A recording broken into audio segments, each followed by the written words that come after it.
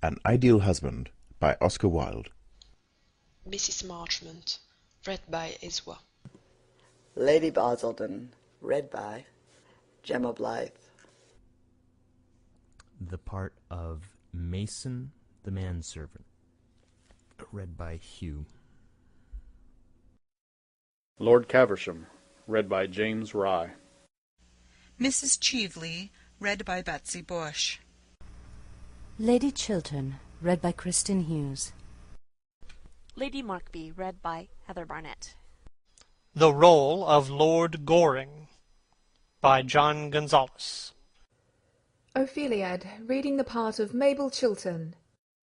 Mr. Montford, read by Matthew Walton. Sir Robert Chiltern, read by David Barnes. Vicomte de Nanjac by Juho Fröjd. James, read by Chris Gorringe. Harold, a Footman, read by Zachary Brewster-Geiss. Phipps by Juho Fröjd. First Act. Scene: the Octagon Room at Sir Robert Chiltern's house in Grosvenor Square. The room is brilliantly lighted and full of guests. At the top of the staircase stands Lady Chiltern, a woman of grave Greek beauty, about 27 years of age. She receives the guests as they come up. Over the well of the staircase hangs a great chandelier with wax lights, which illumine a large 18th-century French tapestry, representing the Triumph of Love, from a design by Boucher, that is stretched on the staircase wall. On the right is the entrance to the music-room. The sound of a string quartet is faintly heard. The entrance on the left leads to other reception-rooms.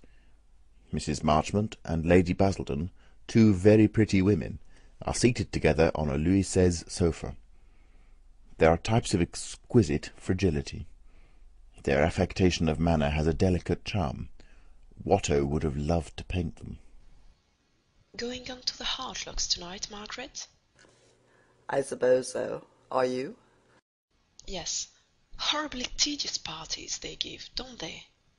Horribly tedious. Never know why I go. Never know why I go anywhere. I come here to be educated. Ah, I hate being educated. So do I. It puts one almost on a level with the commercial classes, doesn't it? But dear Gertrude Chilterns is always telling me that I should have some serious purpose in life, so I come here to try to find one. Looking round through her lorgnette. I don't see anybody here tonight whom one could possibly call a serious purpose. The man who took me in to dinner talked to me about his wife the whole time. How very trivial of him! Terribly trivial. What did your man talk about? About myself? Languidly. And were you interested? Shaking her head. Not in the smallest degree. What martyrs we are, dear Margaret. Rising. And how well it becomes us, Olivia. They rise and go towards the music-room.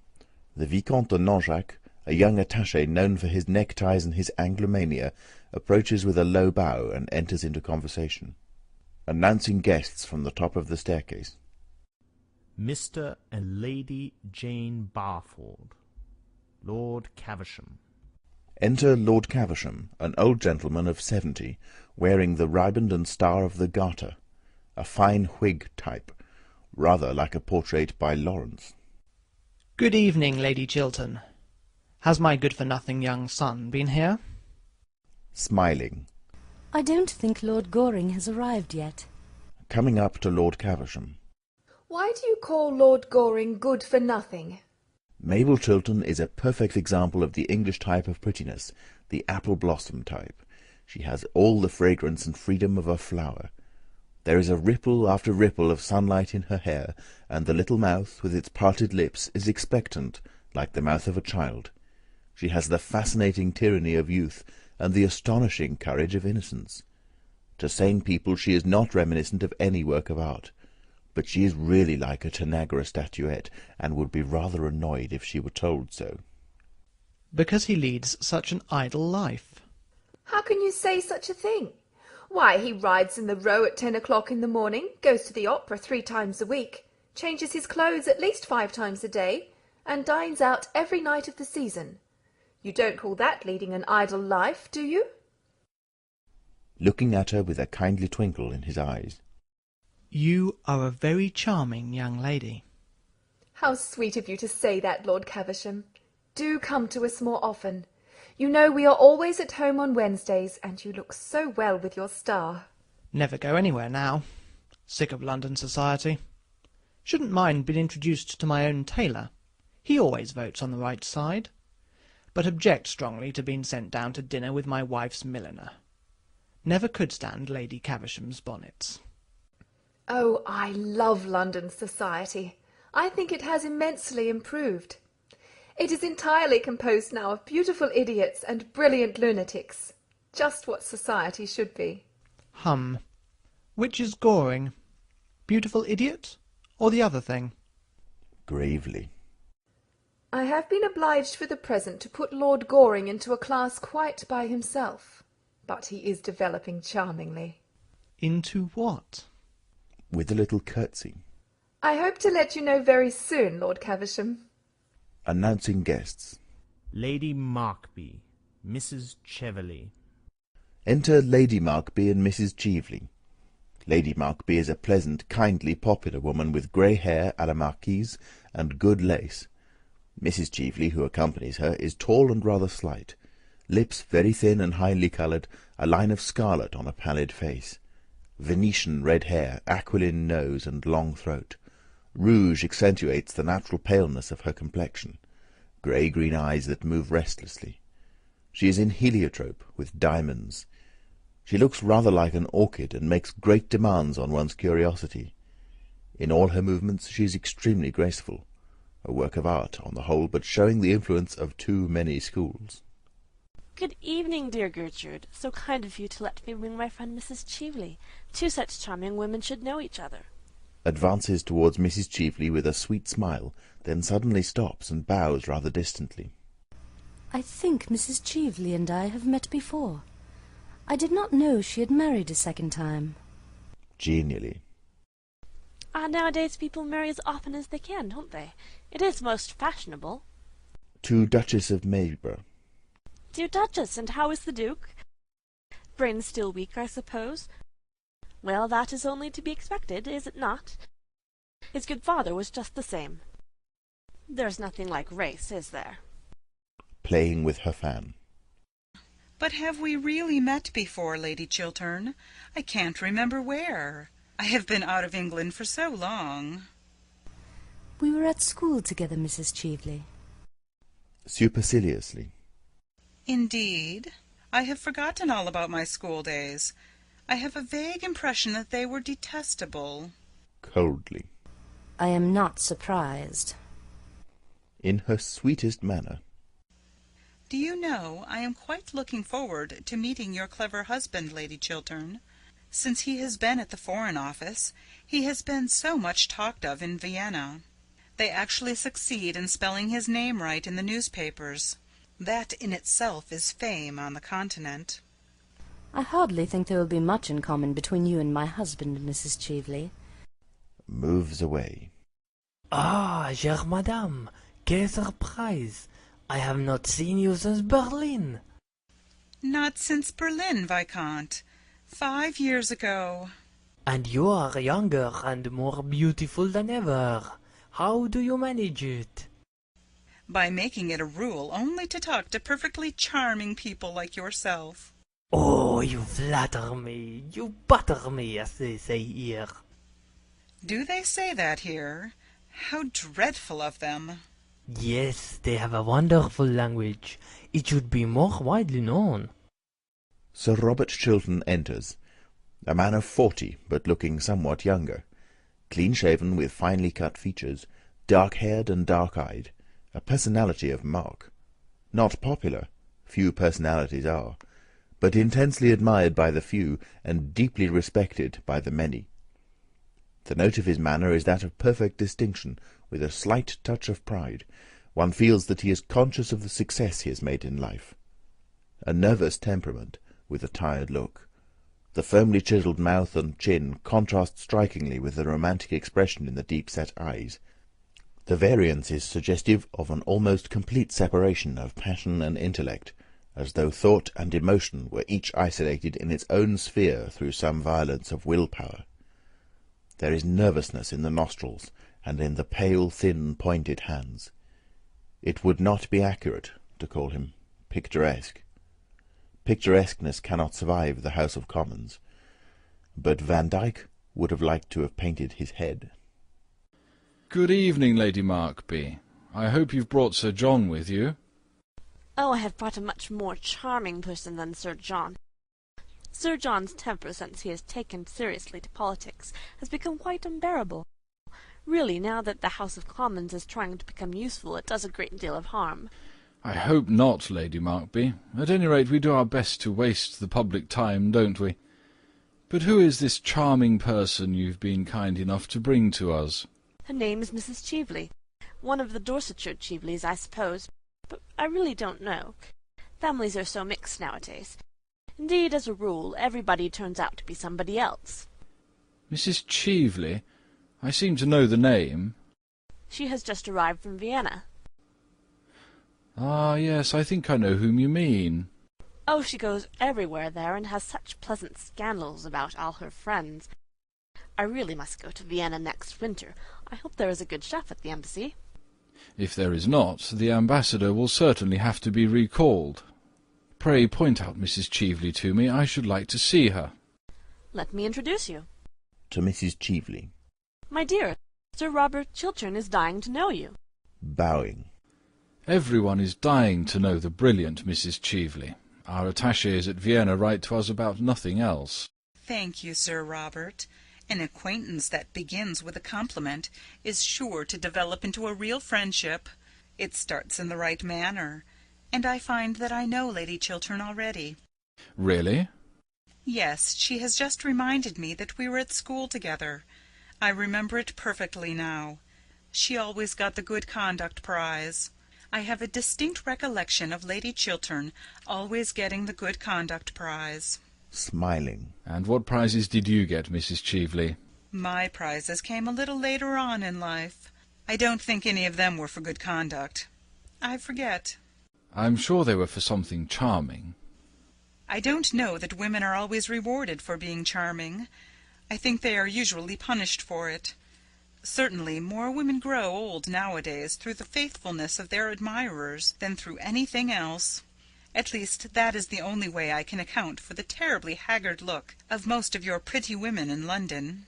What an appalling philosophy that sounds. To attempt to classify you, Mrs. Cheveley, would be an impertinence. But may I ask, at heart, are you an optimist or a pessimist? Those seem to be the only two fashionable religions left to us nowadays. Oh, I'm neither.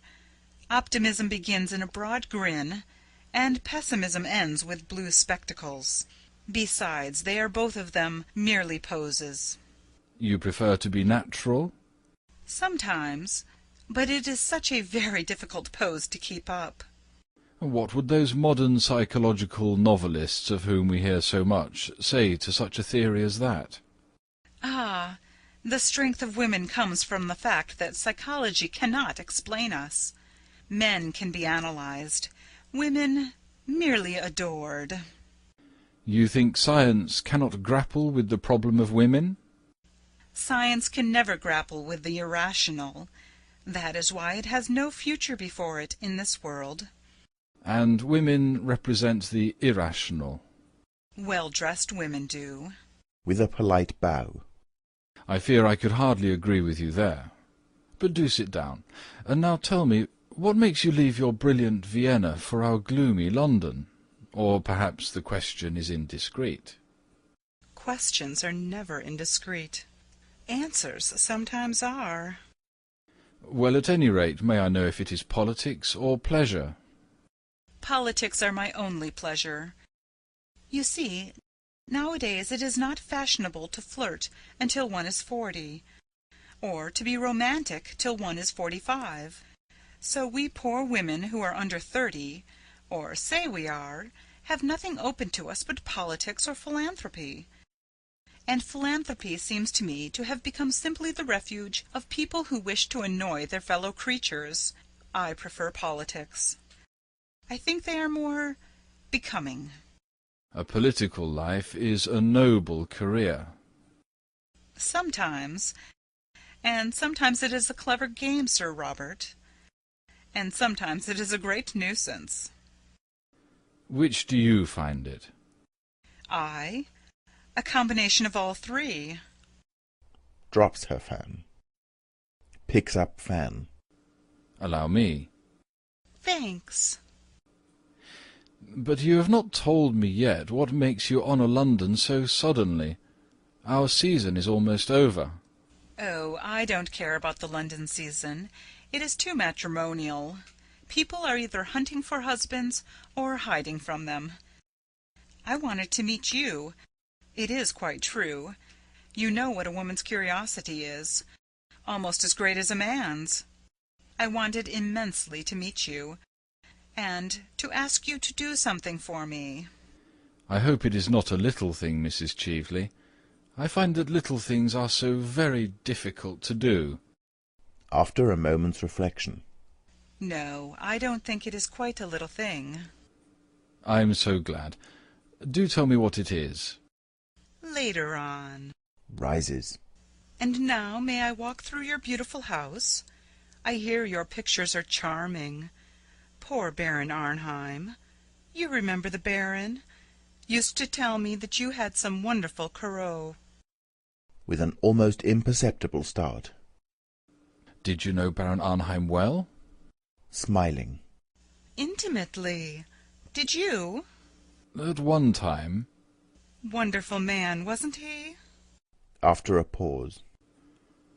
He was very remarkable in many ways. I often think it such a pity he never wrote his memoirs.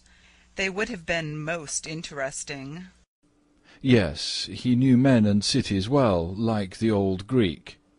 Without the dreadful disadvantage of having a Penelope waiting at home for him. Lord Goring. Enter Lord Goring, 34, but always says he is younger. A well-bred, expressionless face. He is clever, but would not like to be thought so. A flawless dandy, he would be annoyed if he were considered romantic. He plays with life, and is on perfectly good terms with the world. He is fond of being misunderstood. It gives him a post of vantage. Good evening, my dear Arthur. Mrs. Cheveley, allow me to introduce to you Lord Goring, the idlest man in London. I have met Lord Goring before. Bowing. I did not think you would remember me, Miss Cheveley. My memory is under admirable control. And are you still a bachelor? I believe so. How very romantic. Oh, I am not at all romantic. I am not old enough. I leave romance to my seniors. Lord Goring is the result of Boodle's club, Mrs. Cheveley. He reflects every credit on the institution. May I ask, are you staying in London long? That depends partly on the weather, partly on the cooking, and partly on Sir Robert. You are not going to plunge us into a European war, I hope? There is no danger at present. She nods to Lord Goring with a look of amusement in her eyes, and goes out with Sir Robert Chiltern. Lord Goring saunters over to Mabel Chiltern. You were very late. Have you missed me? Awfully. Then I am sorry I did not stay away longer. I like being missed. How very selfish of you. I am very selfish. You are always telling me of your bad qualities, Lord Goring. I have only told you half of them as yet, Miss Mabel. Are the others very bad? Quite dreadful. When I think of them at night, I go to sleep at once. Well, I delight in your bad qualities. I wouldn't have you part with one of them. How very nice of you. But then, you are always nice. By the way, I want to ask you a question, Miss Mabel. Who brought Mrs. Cheveley here? That woman in heliotrope, who has just gone out to the room with your brother? Oh, I think Lady Markby brought her. Why do you ask? I haven't seen her for years, that is all. What an absurd reason. All reasons are absurd. What sort of woman is she? Oh, a genius in the daytime, and a beauty at night. I dislike her already. That shows your admirable good taste. Approaching. Oh, the English young lady is the dragon of good taste, is she not? Quite the dragon of good taste.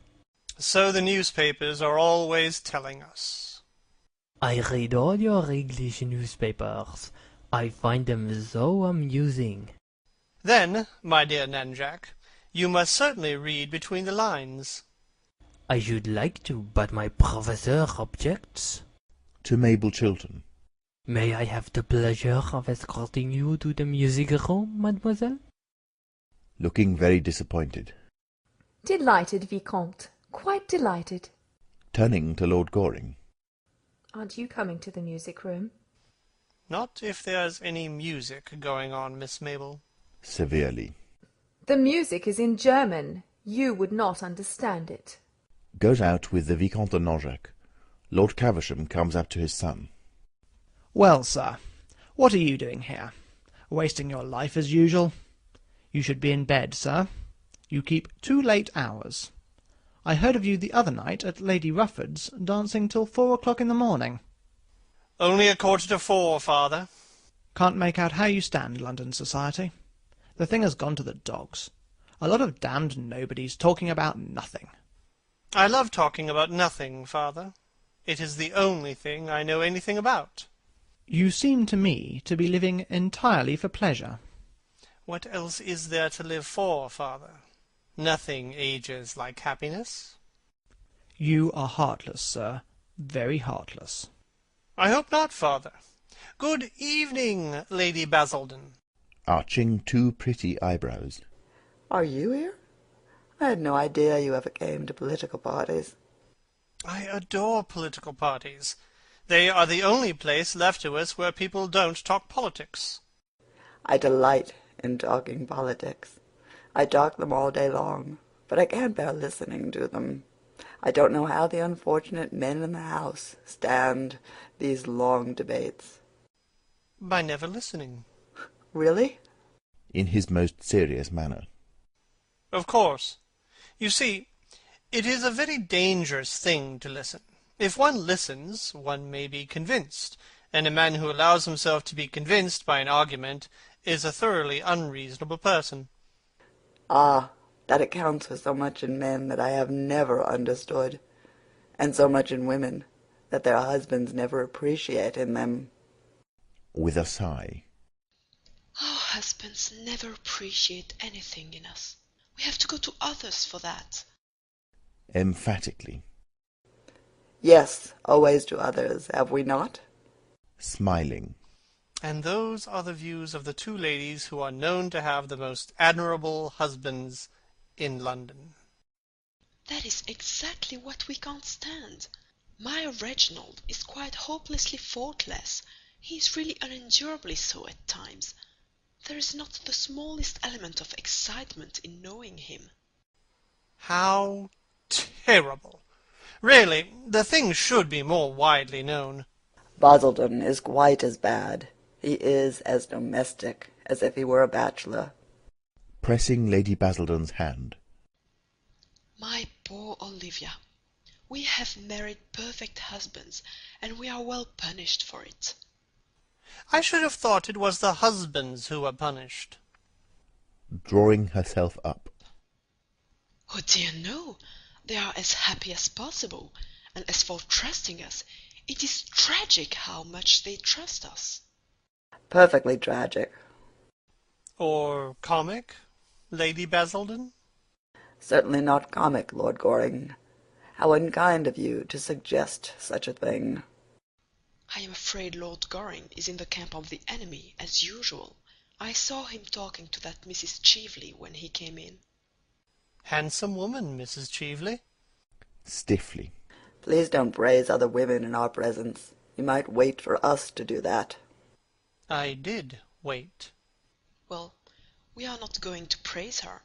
I hear she went to the opera on Monday night and told Tommy Ruford at supper that, as far as she could see, London society was entirely made up of dowdies and dandies. She's quite right, too. The men are all dowdies, and the women are all dandies, aren't they? After a pause. Oh, do you really think that is what Mrs. Cheveley meant? Of course. And a very sensible remark for Miss Cheveley to make, too. Enter Mabel Chiltern. She joins the group. Why are you talking about Mrs. Cheveley? Everybody is talking about Mrs. Cheveley. Lord Goring says... What did you say, Lord Goring, about Mrs. Cheveley? Oh, I remember that she was a genius in the daytime and a beauty at night. What a horrid combination. So very unnatural. In her most dreamy manner. I like looking at geniuses and listening to beautiful people. Oh, that is morbid of you, Mrs. Marchmont. Brightening to a look of real pleasure. I am so glad to hear you say that. Marchmont and I have been married for 7 years, and he has never once told me that I was morbid. Men are so painfully unobservant. Turning to her. I have always said, dear Margaret, that you were the most morbid person in London. Ah, but you are always sympathetic, Olivia. Is it morbid to have a desire for food? I have a great desire for food. Lord Goring, will you give me some supper? With pleasure, Miss Mabel. Moves away with her. How horrid you have been! You have never talked to me the whole evening. How could I? You went away with a child diplomatist. You might have followed us. Pursuit would have been only polite. I don't think I like you at all this evening. I like you immensely. Well, I wish you'd show it in a more marked way. They go downstairs. Olivia, I have a curious feeling of absolute faintness. I think I should like some supper very much. I know I should like some supper. I am positively dying for supper, Margaret. Men are so horribly selfish. They never think of these things. Men are grossly material. Grossly material. The Vicomte de Nanjac enters from the music-room with some other guests. After having carefully examined all the people present, he approaches Lady Basildon. May I have the honor of taking you down to supper, Comtesse? Coldly. I never take supper. Thank you, Viscount. The Vicomte is about to retire. Lady Basildon, seeing this, rises at once and takes his arm. But I will come down with you with pleasure. I am so fond of eating. I am very English in all my tastes. You look quite English, Viscount. Quite English. They pass out. Mr. Montford, a perfectly groomed young dandy, approaches Mrs. Marchmont. Like some supper, Mrs. Marchmont? Languidly. Thank you, Mr. Montford. I never touch supper. Rises hastily and takes his arm. But I will sit beside you and watch you. I don't know that I like being watched when I'm eating. Then I will watch someone else. I don't know that I should like that either. Severely. Pray, Mr. Montford, do not make these painful scenes of jealousy in public. They go downstairs with the other guests, passing Sir Robert Chiltern and Mrs. Cheveley, who now enter. And are you going to any of our country houses before you leave England, Mrs. Cheveley? Oh, no. I cannot stand your English house parties. In England, people actually try to be brilliant at breakfast. That is so dreadful of them. Only dull people are brilliant at breakfast. And then the family skeleton is always reading family prayers. My stay in England really depends on you, Sir Robert. Sits down on the sofa, taking a seat beside her. Seriously? Quite seriously.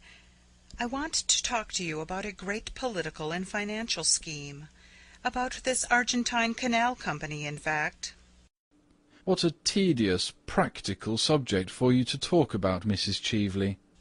Oh, I like tedious practical subjects.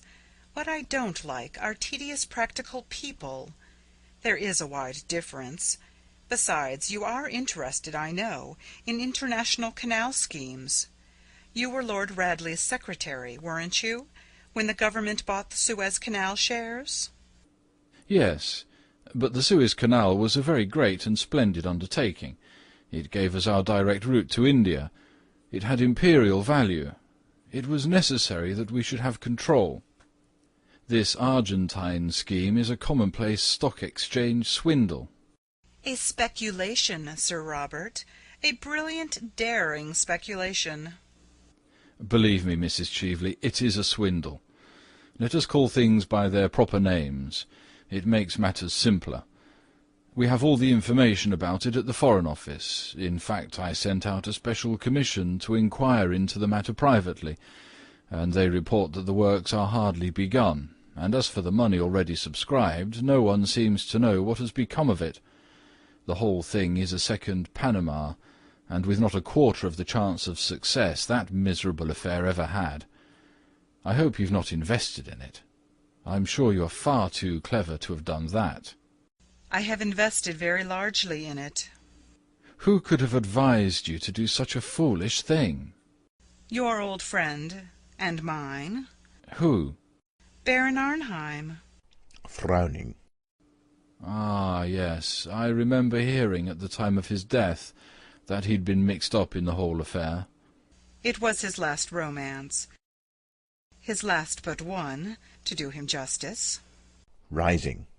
But you've not seen my Corot's yet. They're in the music-room. Corot's seem to go with music, don't they?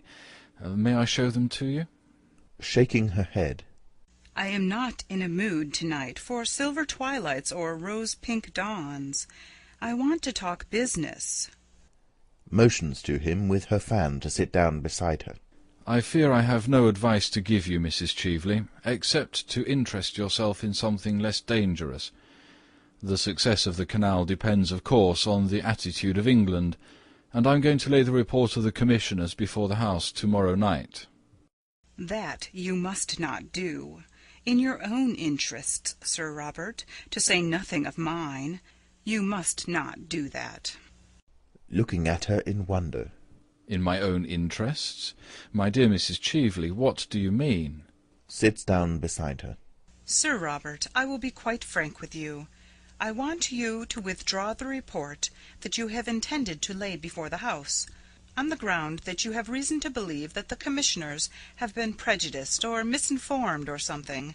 Then I want you to say a few words to the effect that the government is going to reconsider the question, and that you have reason to believe that the canal, if completed, will be of great international value.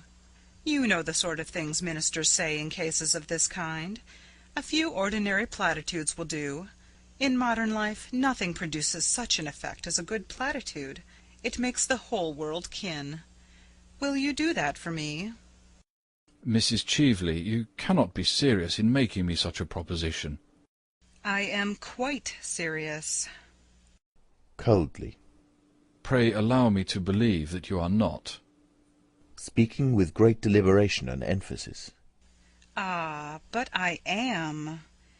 And if you do what I ask you, I will pay you very handsomely. Pay me? Yes. I'm afraid I don't quite understand what you mean. Leaning back on the sofa and looking at him. How very disappointing. And I have come all the way from Vienna in order that you should thoroughly understand me. I fear I don't. In her most nonchalant manner. My dear Sir Robert, you are a man of the world, and you have your price, I suppose. Everybody has nowadays. The drawback is that most people are so dreadfully expensive. I know I am. I hope you will be more reasonable in your terms. Rises indignantly. If you'll allow me, I will call your carriage for you. You have lived so long abroad, Mrs. Cheveley, that you seem to be unable to realize that you are talking to an English gentleman. Detains him by touching his arm with her fan and keeping it there while she is talking. I realize that I am talking to a man who laid the foundation of his fortune by selling to a stock exchange speculator a cabinet secret. Biting his lip. What do you mean? Rising and facing him.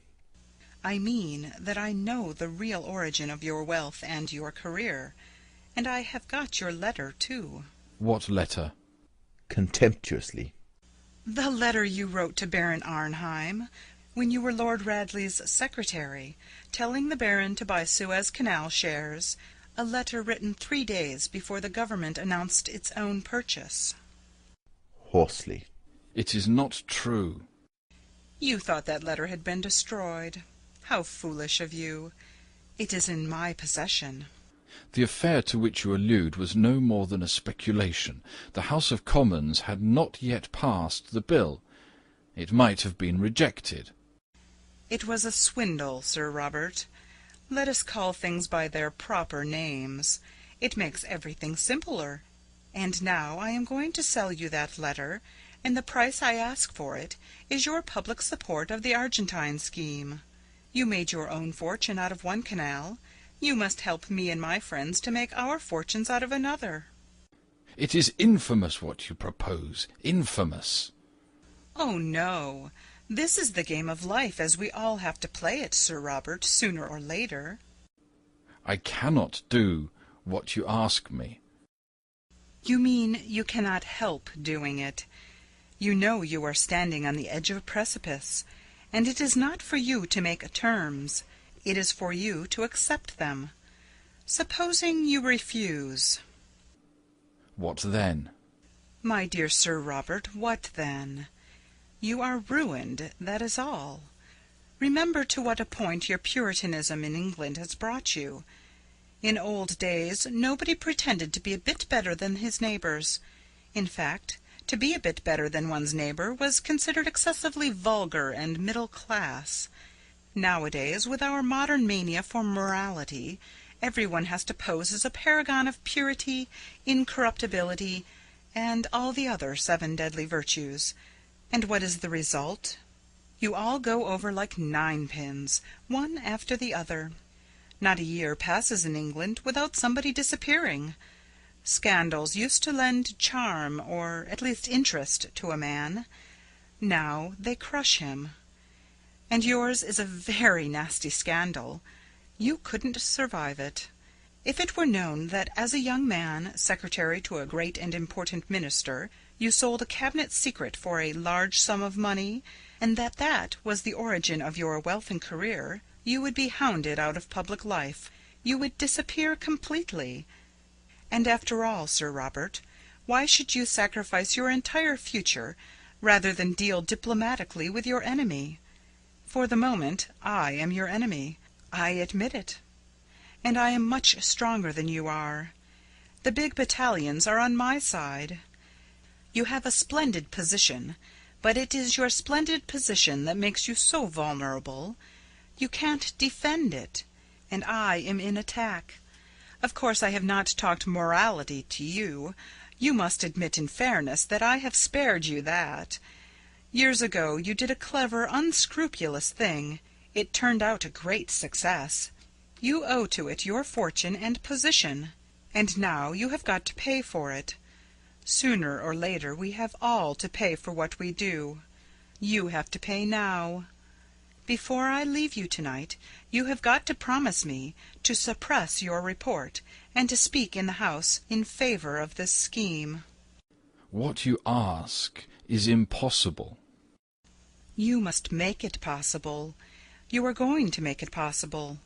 Sir Robert, you know what your English newspapers are like. Suppose that when I leave this house I drive down to some newspaper office and give them this scandal and the proofs of it. Think of their loathsome joy, of the delight they would have in dragging you down, of the mud and mire they would plunge you in. Think of the hypocrite, with his greasy smile, penning his leading article, and arranging the foulness of the public placard. Stop.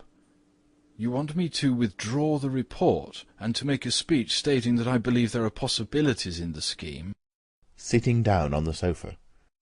Those are my terms. In a low voice. I will give you any sum of money you want. Even you are not rich enough, Sir Robert, to buy back your past. No man is. I will not do what you ask me. I will not. You have to. If you don't...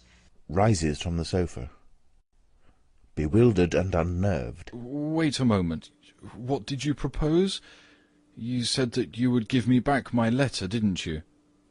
Yes, that is agreed. I will be in the ladies' gallery tomorrow night at 11:30. If by that time, and you will have had heaps of opportunity, you have made an announcement to the house in the terms I wish, I shall hand you back your letter with the prettiest thanks, and the best, or at any rate the most suitable, compliment I can think of. I intend to play quite fairly with you. One should always play fairly when one has the winning cards. The Baron taught me that, amongst other things. You must let me have time to consider your proposal. No, you must settle now.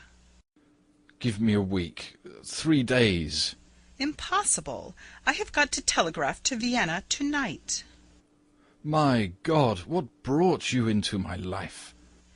Circumstances. Moves towards the door. Don't go. I consent.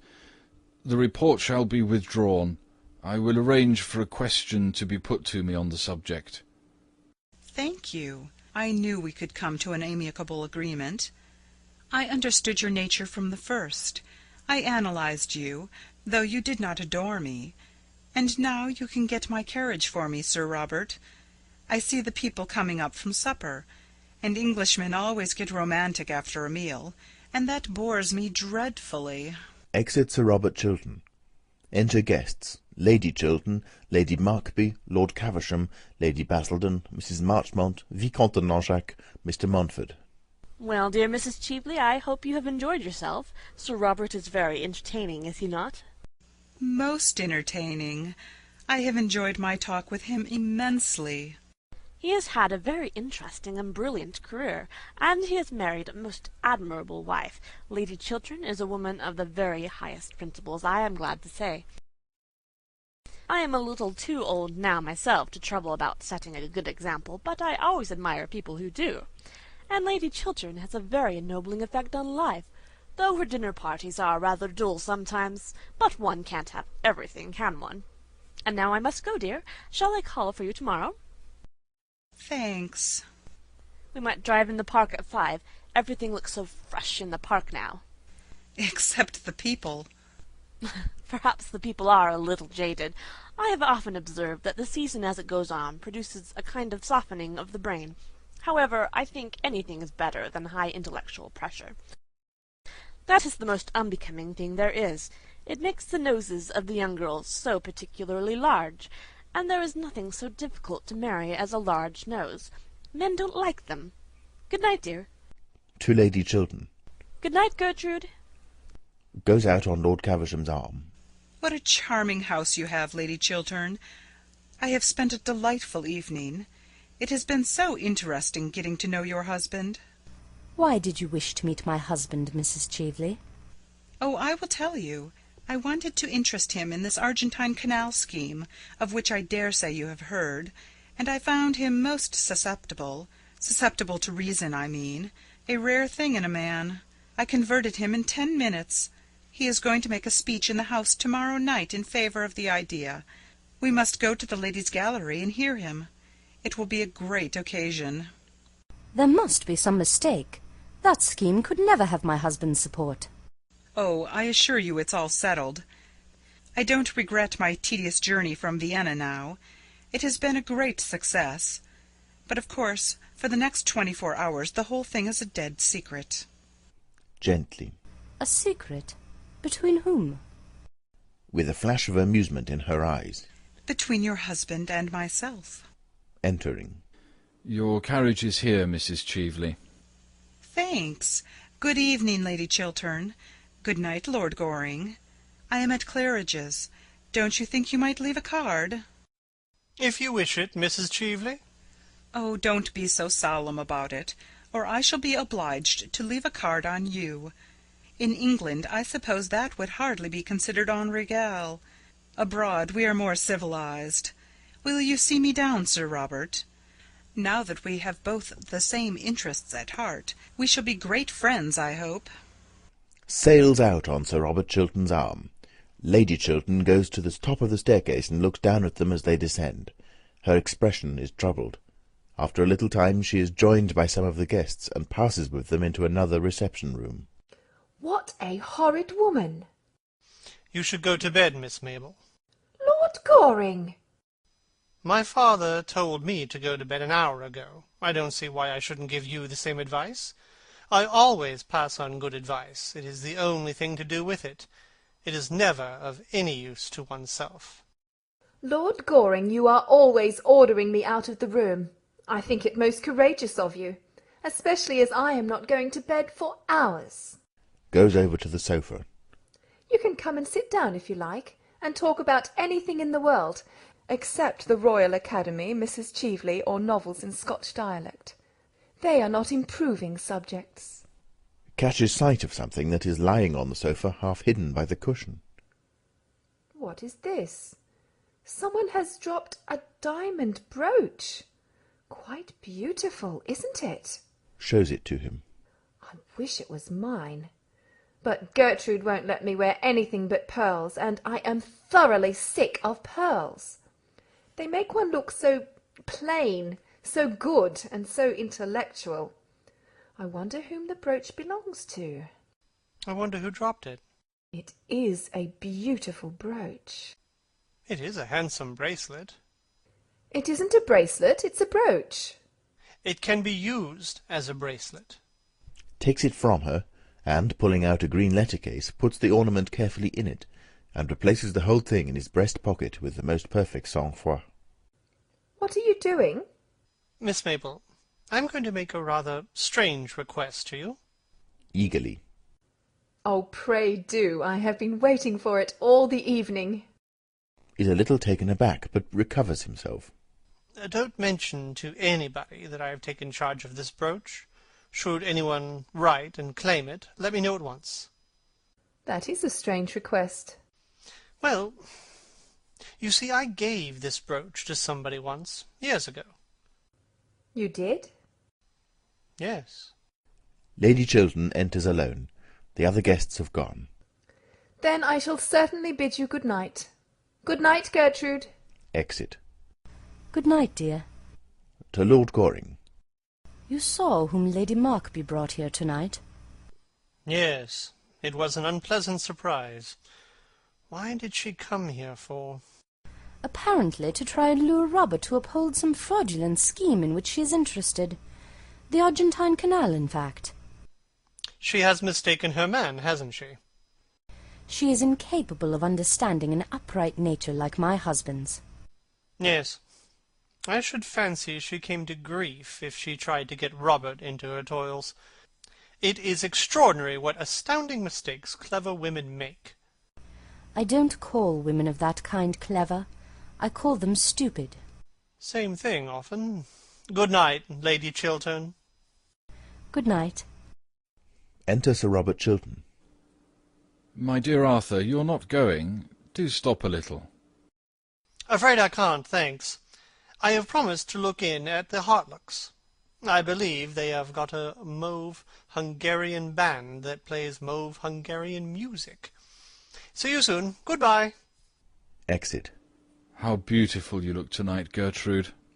Robert, it is not true, is it? You are not going to lend your support to this Argentine speculation? You couldn't. Starting. Who told you I intended to do so? That woman who has just gone out, Mrs. Cheveley as she calls herself now. She seemed to taunt me with it. Robert, I know this woman, you don't. We were at school together. She was untruthful, dishonest, an evil influence on everyone whose trust or friendship she could win. I despised her. She stole things. She was a thief. She was sent away for being a thief. Why do you let her influence you? Gertrude, what you tell me may be true, but it happened many years ago. It is best forgotten. Mrs. Cheveley may have changed since then. No one should be entirely judged by their past. Sadly. One's past is what one is. It is the only way by which people should be judged. That is a hard saying, Gertrude.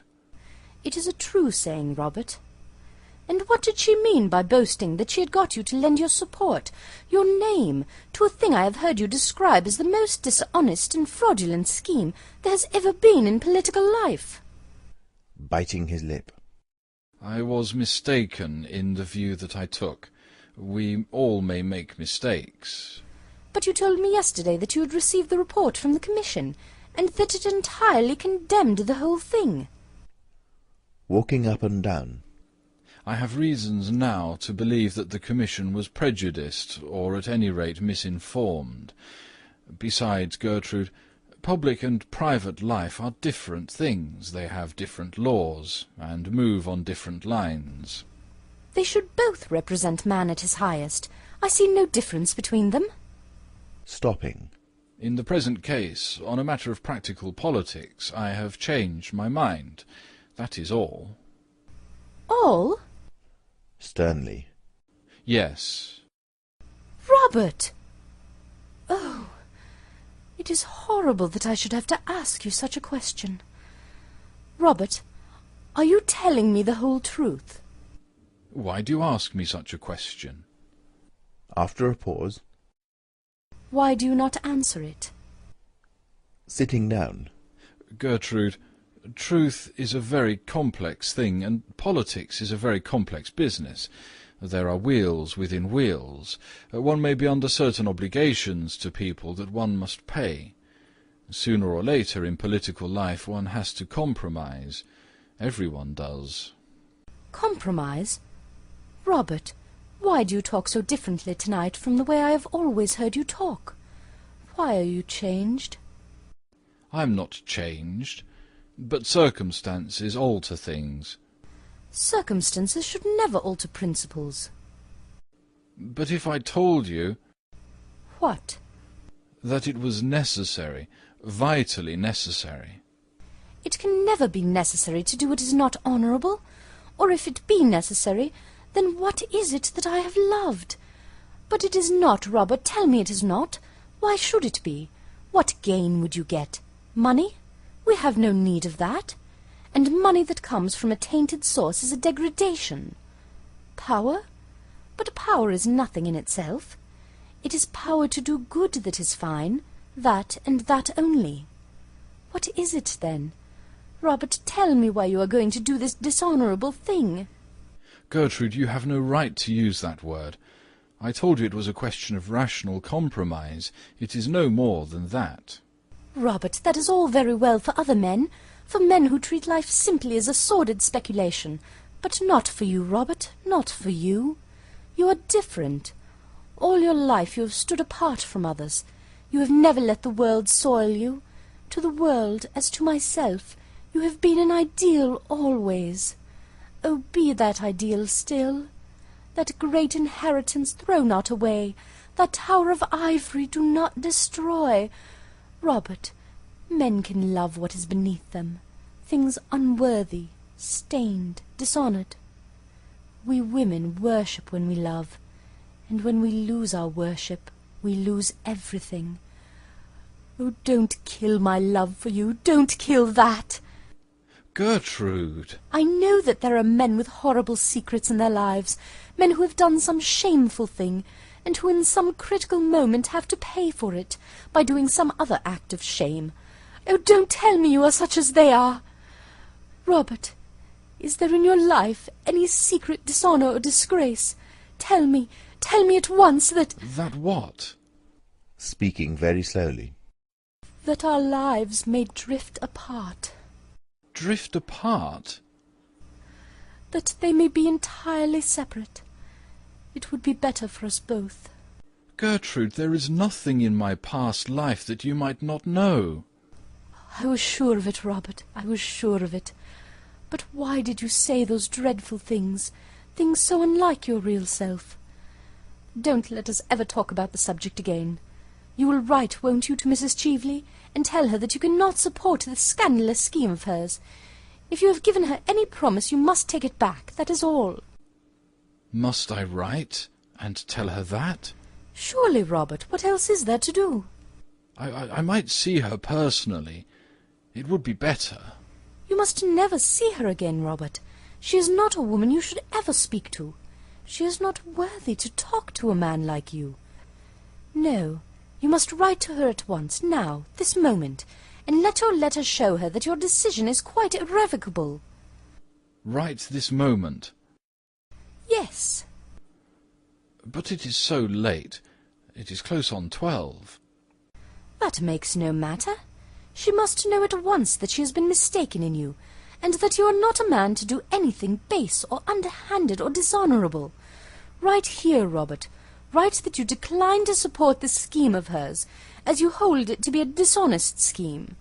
Yes, write the word dishonest. She knows what that word means. Sir Robert Chiltern sits down and writes a letter.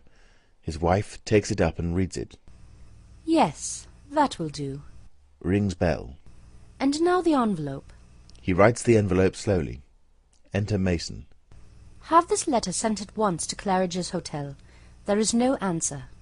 Exit Mason. Lady Chiltern kneels down beside her husband and puts her arms around him. Robert, love gives one an instinct to things.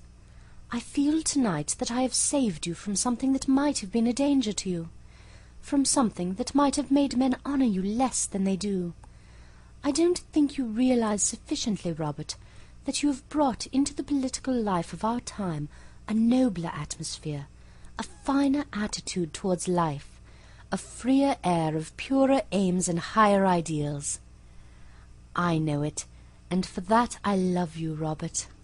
Oh, love me always, Gertrude, love me always. I will love you always, because you will always be worthy of love. We needs must love the highest when we see it. Kisses him, and rises and goes out. Sir Robert Chiltern walks up and down for a moment, then sits down and buries his face in his hands. The servant enters and begins pulling out the lights. Sir Robert Chiltern looks up. Put out the lights, Mason. Put out the lights. The servant puts out the lights. The room becomes almost dark. The only light there is comes from the great chandelier that hangs over the staircase and illumines the tapestry of the triumph of love. End of Act 1.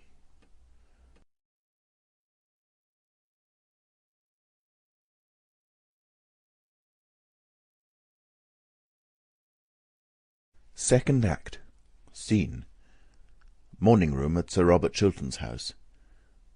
Lord Goring, dressed in the height of fashion, is lounging in an armchair. Sir Robert Chiltern is standing in front of the fireplace. He is evidently in a state of great mental excitement and distress. As the scene progresses, he paces nervously up and down the room. My dear Robert, it is a very awkward business, very awkward indeed. You should have told your wife the whole thing.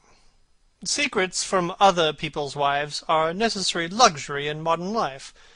So, at least, I am told at the club by people who are bold enough to know better. But no man should have a secret from his own wife. She invariably finds it out. Women have a wonderful instinct about things. They can discover everything except the obvious. Arthur, I couldn't tell my wife. When could I have told her? Not last night. It would have made a lifelong separation between us, and I would have lost the love of the one woman in the world I worship, of the only woman who has ever stirred love within me. Last night it would have been quite impossible. She would have turned from me in horror and in contempt. Is Lady Chiltern as perfect as all that? Yes, my wife is as perfect as all that. Taking off his left-hand glove. What a pity. Oh, I beg your pardon, my dear fellow. I didn't quite mean that. But if what you tell me is true, I should like to have a serious talk about life with Lady Chiltern. It would be quite useless. May I try? Yes, but nothing could make her alter her views. Well, at the worst, it would simply be a psychological experiment. All such experiments are terribly dangerous. Everything is dangerous, my dear fellow. If it wasn't so, life wouldn't be worth living. Well, I'm bound to say that I think you should have told her years ago. When? When we were engaged? Do you think she would have married me if she'd known that the origin of my fortune is such as it is, the basis of my career such as it is, and that I had done a thing that I suppose most men would call shameful and dishonourable? Slowly. Yes, most men would call it ugly names. There is no doubt of that. Bitterly. Men who every day do something of the same kind themselves. Men who, each one of them, have worse secrets in their own lives. That is the reason they are so pleased to find out other people's secrets. It distracts public attention from their own. And, after all, whom did I wrong by what I did? No one. Looking at him steadily. Except yourself, Robert.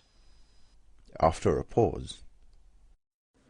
Of course, I had private information about a certain transaction contemplated by the government of the day, and I acted on it. Private information is practically the source of every large modern fortune. Tapping his boot with his cane. And public scandal invariably the result. Pacing up and down the room. Arthur, do you think that what I did nearly 18 years ago should be brought up against me now? Do you think it fair that a man's whole career should be ruined for a fault done in one's boyhood almost? I was 22 at the time, and I had the double misfortune of being well born and poor, two unforgivable things nowadays. Is it fair that the folly, the sin of one's youth, if men choose to call it a sin, should wreck a life like mine, should place me in the pillory, should shatter all that I have worked for, all that I have built up? Is it fair, Arthur? Life is never fair, Robert, and perhaps it is a good thing for most of us that it is not. Every man of ambition has to fight his century with its own weapons. What this century worships is wealth. The god of this century is wealth. To succeed, one must have wealth. At all costs, one must have wealth. You underrate yourself, Robert. Believe me, without wealth, you could have succeeded just as well. When I was old, perhaps, when I had lost my passion for power, or could not use it, when I was tired, worn out, disappointed. I wanted my success when I was young.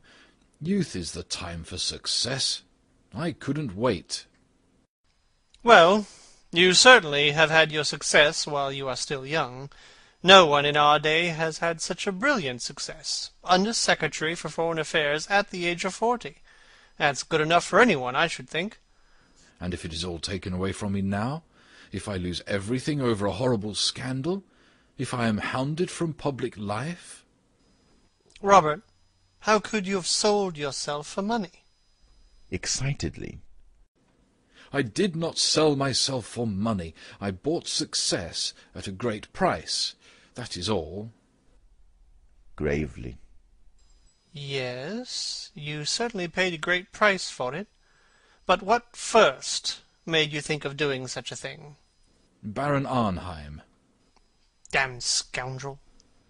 No, he was a man of a most subtle and refined intellect, a man of culture, charm, and distinction, one of the most intellectual men I ever met. Ah, I prefer a gentlemanly fool any day. There is more to be said for stupidity than people imagine. Personally, I have a great admiration for stupidity. It is a sort of fellow feeling, I suppose. But how did he do it? Tell me the whole thing. Throws himself into an armchair by the writing table.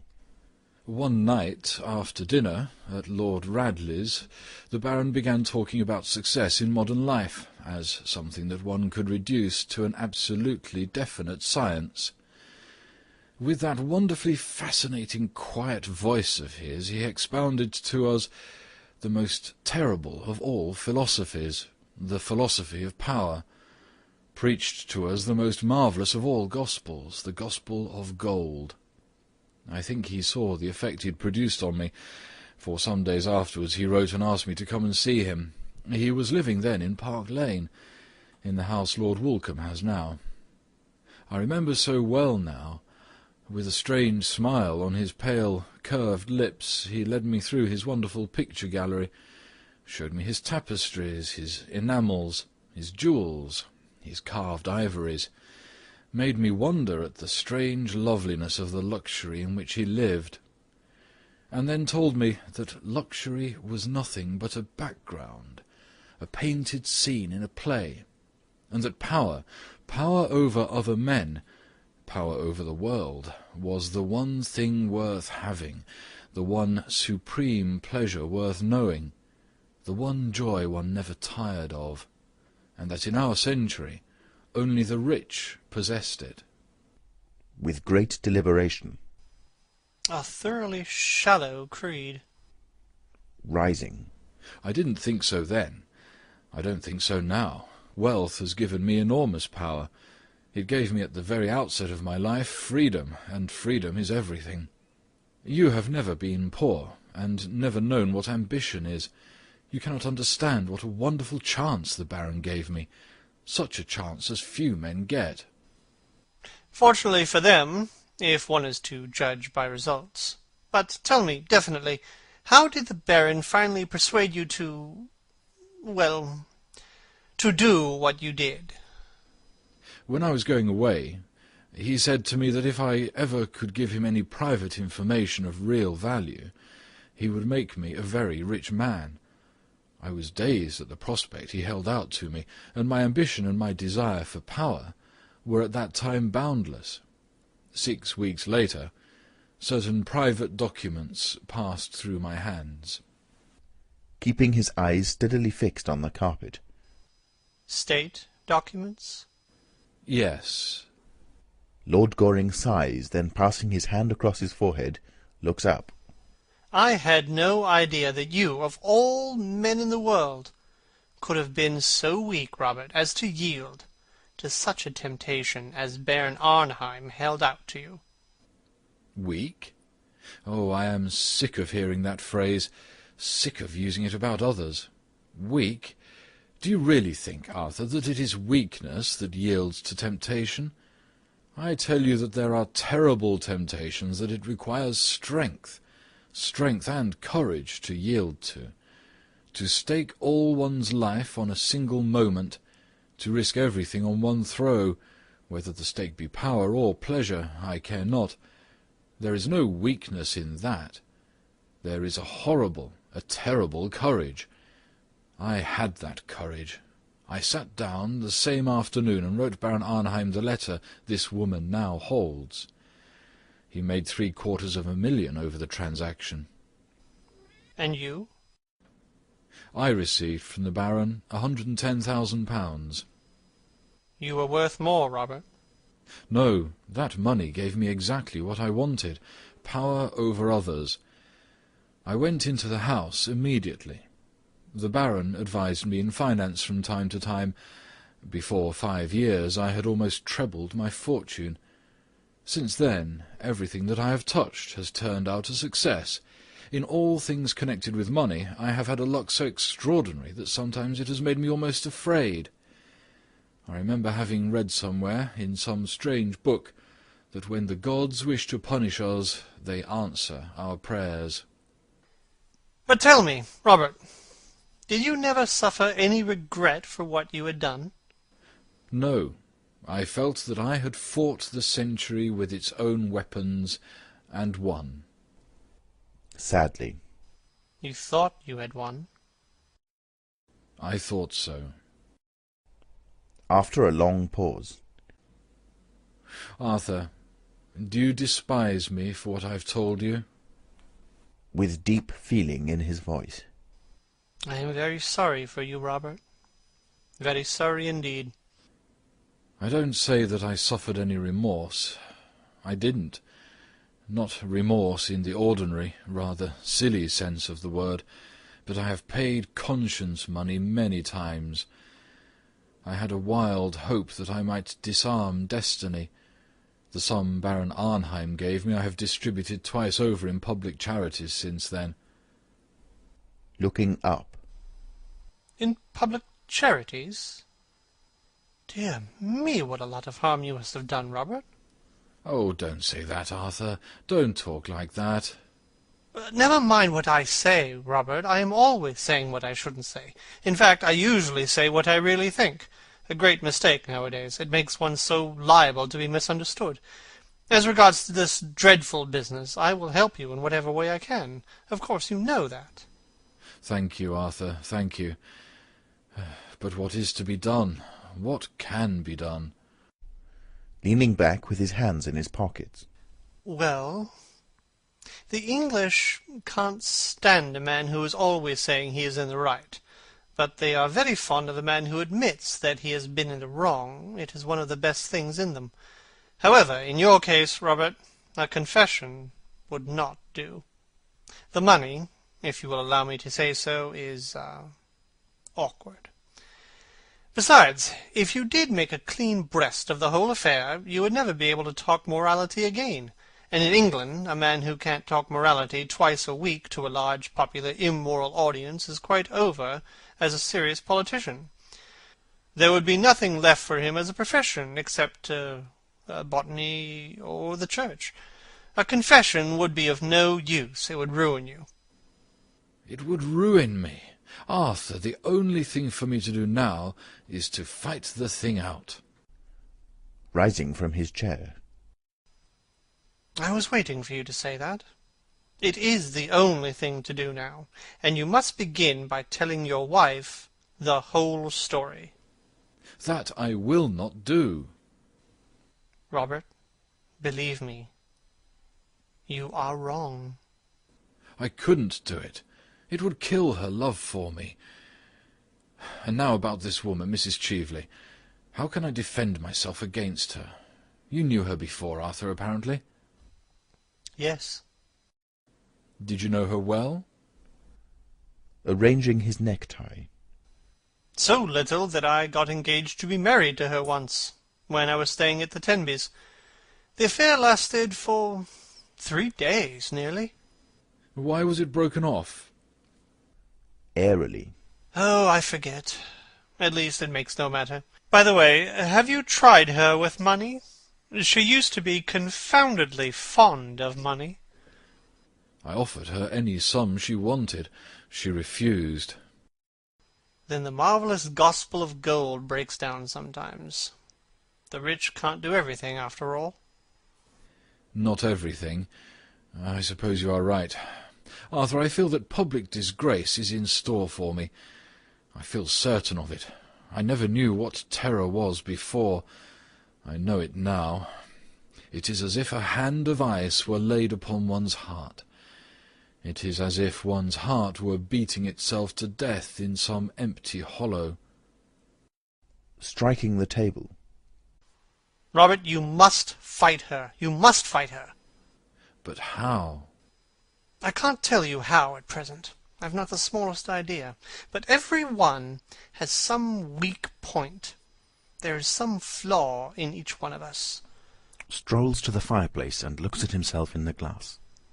My father tells me that even I have faults. Perhaps I have. I don't know. In defending myself against Mrs. Cheveley, I have a right to use any weapon I can find, have I not? Still looking in the glass. In your place, I don't think I should have the smallest scruple in doing so. She is thoroughly well able to take care of herself. Sits down at the table and takes a pen in his hand. Well, I shall send a cipher telegram to the embassy at Vienna to inquire if there is anything known against her. There may be some secret scandal she might be afraid of. Settling his buttonhole.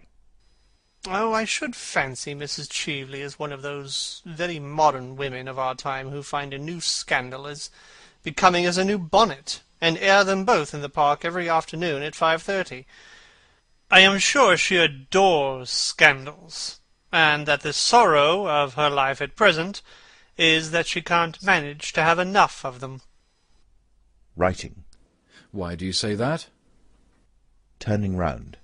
Well, she wore far too much rouge last night, and not quite enough clothes. That is always a sign of despair in a woman. Striking a bell. But it is worth while my writing to Vienna, is it not? It is always worth while asking a question, though it is not always worth while answering one. Enter Mason.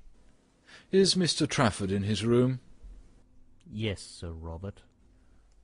Puts what he has written into an envelope, which he then carefully closes. Tell him to have this sent off in cipher at once. There must not be a moment's delay. Yes, Sir Robert. Oh, just give that back to me again. Writes something on the envelope. Mason then goes out with the letter. She must have had some curious hold over Baron Arnheim. I wonder what it was. Smiling. I wonder. I will fight her to the death as long as my wife knows nothing. Strongly. Oh, fight in any case. In any case. With a gesture of despair. If my wife found out, there would be little left to fight for. Well, as soon as I hear from Vienna, I shall let you know the result. It is a chance, just a chance, but I believe in it. And as I fought the age with its own weapons, I shall fight her with her weapons. It is only fair, and she looks like a woman with a past, doesn't she? Most pretty women do. But there is a fashion in pasts, just as there is a fashion in frocks. Perhaps Mrs. Cheveley's past is merely a slightly décolleté one, and they are excessively popular nowadays. Besides, my dear Robert, I should not build too high hopes on frightening Miss Cheveley. I should not fancy Miss Cheveley is a woman who would be easily frightened. She has survived all her creditors, and she shows a wonderful presence of mind. Oh, I live on hopes now. I clutch at every chance. I feel like a man on a ship that is sinking. The water is round my feet, and the very air is bitter with storm. Hush, I hear my wife's voice. Enter Lady Chiltern in walking dress. Good afternoon, Lord Goring. Good afternoon, Lady Chiltern. Have you been in the park? No, I have just come from the Women's Liberal Association, where, by the way, Robert, your name was received with loud applause. And now I have come in to have my tea. To Lord Goring. You will wait and have some tea, won't you? I'll wait for a short time, thanks. I will be back in a moment. I am only going to take my hat off. In his most earnest manner. Oh, please don't. It is so pretty. One of the prettiest hats I ever saw. I hope the Women's Liberal Association received it with loud applause. With a smile. We have much more important work to do than look at each other's bonnets, Lord Goring. Really? What sort of work? Oh, dull, useful, delightful things. Factory Acts, female inspectors, the 8 Hours Bill, the parliamentary franchise, everything, in fact, that you would find thoroughly uninteresting. And never bonnets? With mock indignation. Never bonnets. Never. Lady Chiltern goes out through the door leading to her boudoir. Takes Lord Goring's hand.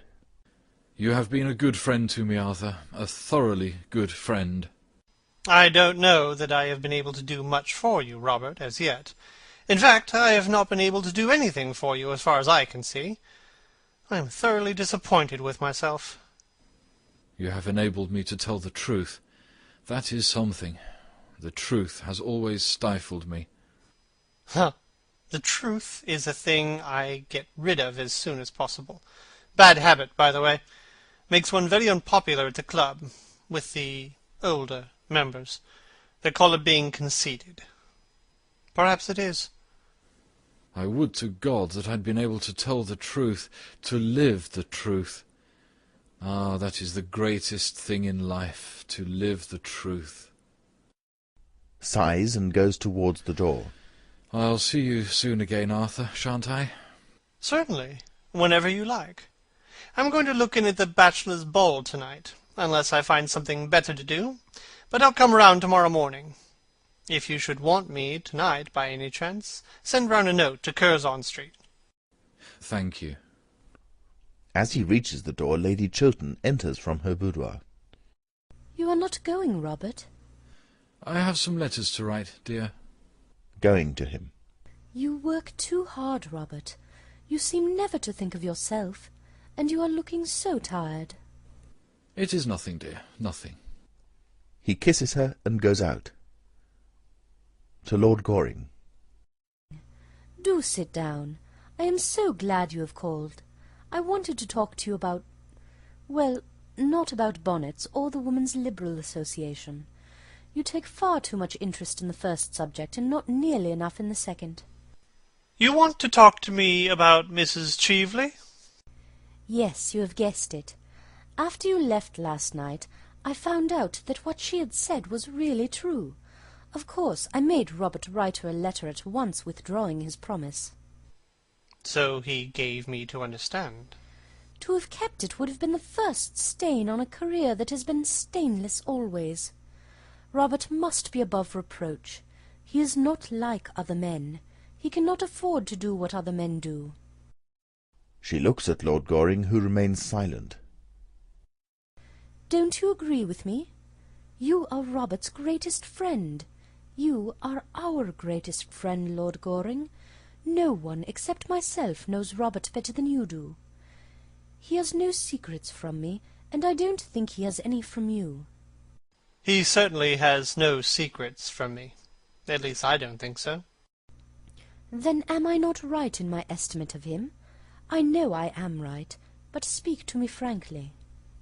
Looking straight at her. Quite frankly. Surely, you have nothing to conceal, have you? Nothing.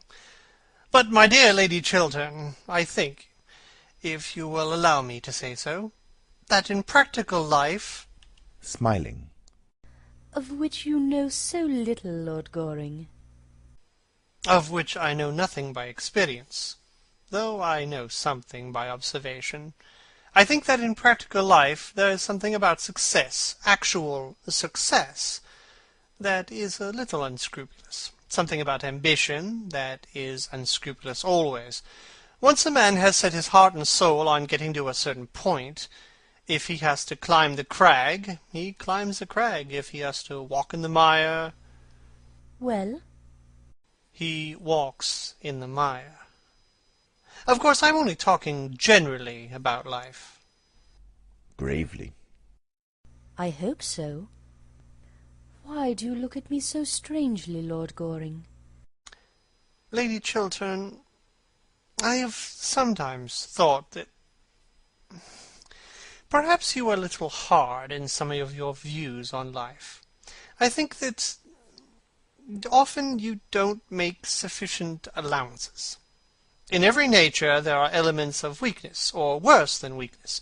Supposing, for instance, that any public man, my father, or Lord Merton, or Robert, say, had, years ago, written some foolish letter to someone. What do you mean by a foolish letter? A letter gravely compromising one's position. I am only putting an imaginary case. Robert is as incapable of doing a foolish thing as he is of doing a wrong thing.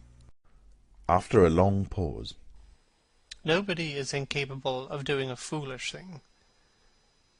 Nobody is incapable of doing a wrong thing. Are you a pessimist? What will the other dandies say? They will all have to go into mourning. Rising. No, Lady Chiltern, I am not a pessimist. Indeed, I am not sure that I quite know what pessimism really means. All I do know is that life cannot be understood without much charity, cannot be lived without much charity.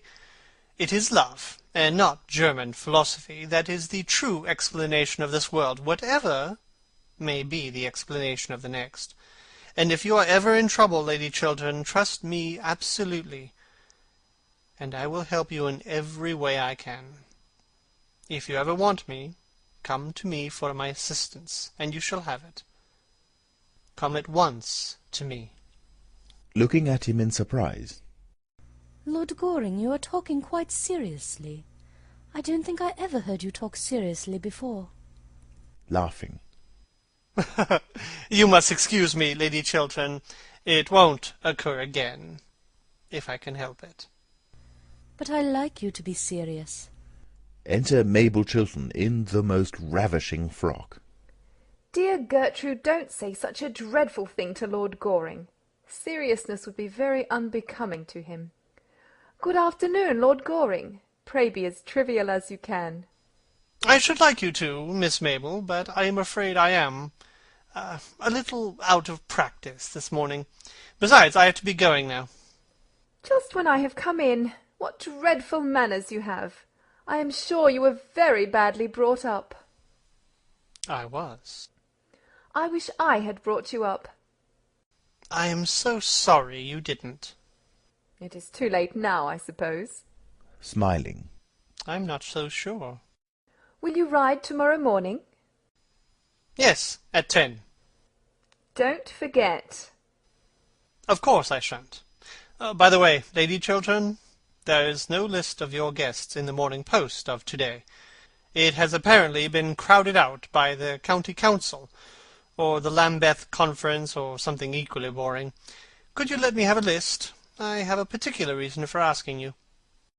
I am sure Mr. Trafford will be able to give you one. Thanks so much. Tommy is the most useful person in London. Turning to her. And who is the most ornamental? Triumphantly. I am. How clever of you to guess it.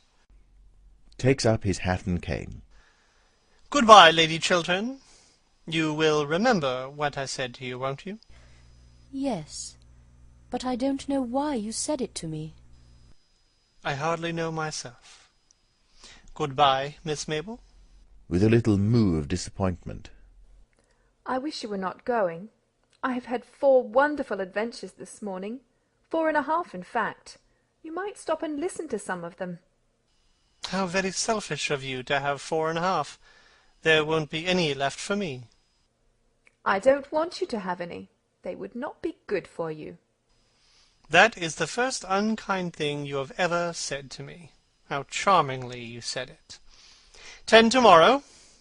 Sharp. Quite sharp. But don't bring Mr. Trafford. With a little toss of the head. Of course I shan't bring Tommy Trafford. Tommy Trafford is in great disgrace. I am delighted to hear it. Bows and goes out. Gertrude, I wish you would speak to Tommy Trafford. What has poor Mr. Trafford done this time? Robert says he is the best secretary he has ever had. Well, Tommy has proposed to me again. Tommy really does nothing but propose to me. He proposed to me last night in the music room when I was quite unprotected, as there was an elaborate trio going on. I didn't dare to make the smallest repartee, I need hardly tell you. If I had, it would have stopped the music at once. Musical people are so absurdly unreasonable. They always want one to be perfectly dumb at the very moment when one is longing to be absolutely deaf. Then he proposed to me in broad daylight this morning, in front of that dreadful statue of Achilles. Really, the things that go on in front of that work of art are quite appalling. The police should interfere. At luncheon I saw by the glare in his eye that he was going to propose again, and I just managed to check him in time by assuring him that I was a bimetallist. Fortunately, I don't know what bimetallism means, and I don't believe anybody else does either, but the observation crushed Tommy for 10 minutes. He looked quite shocked.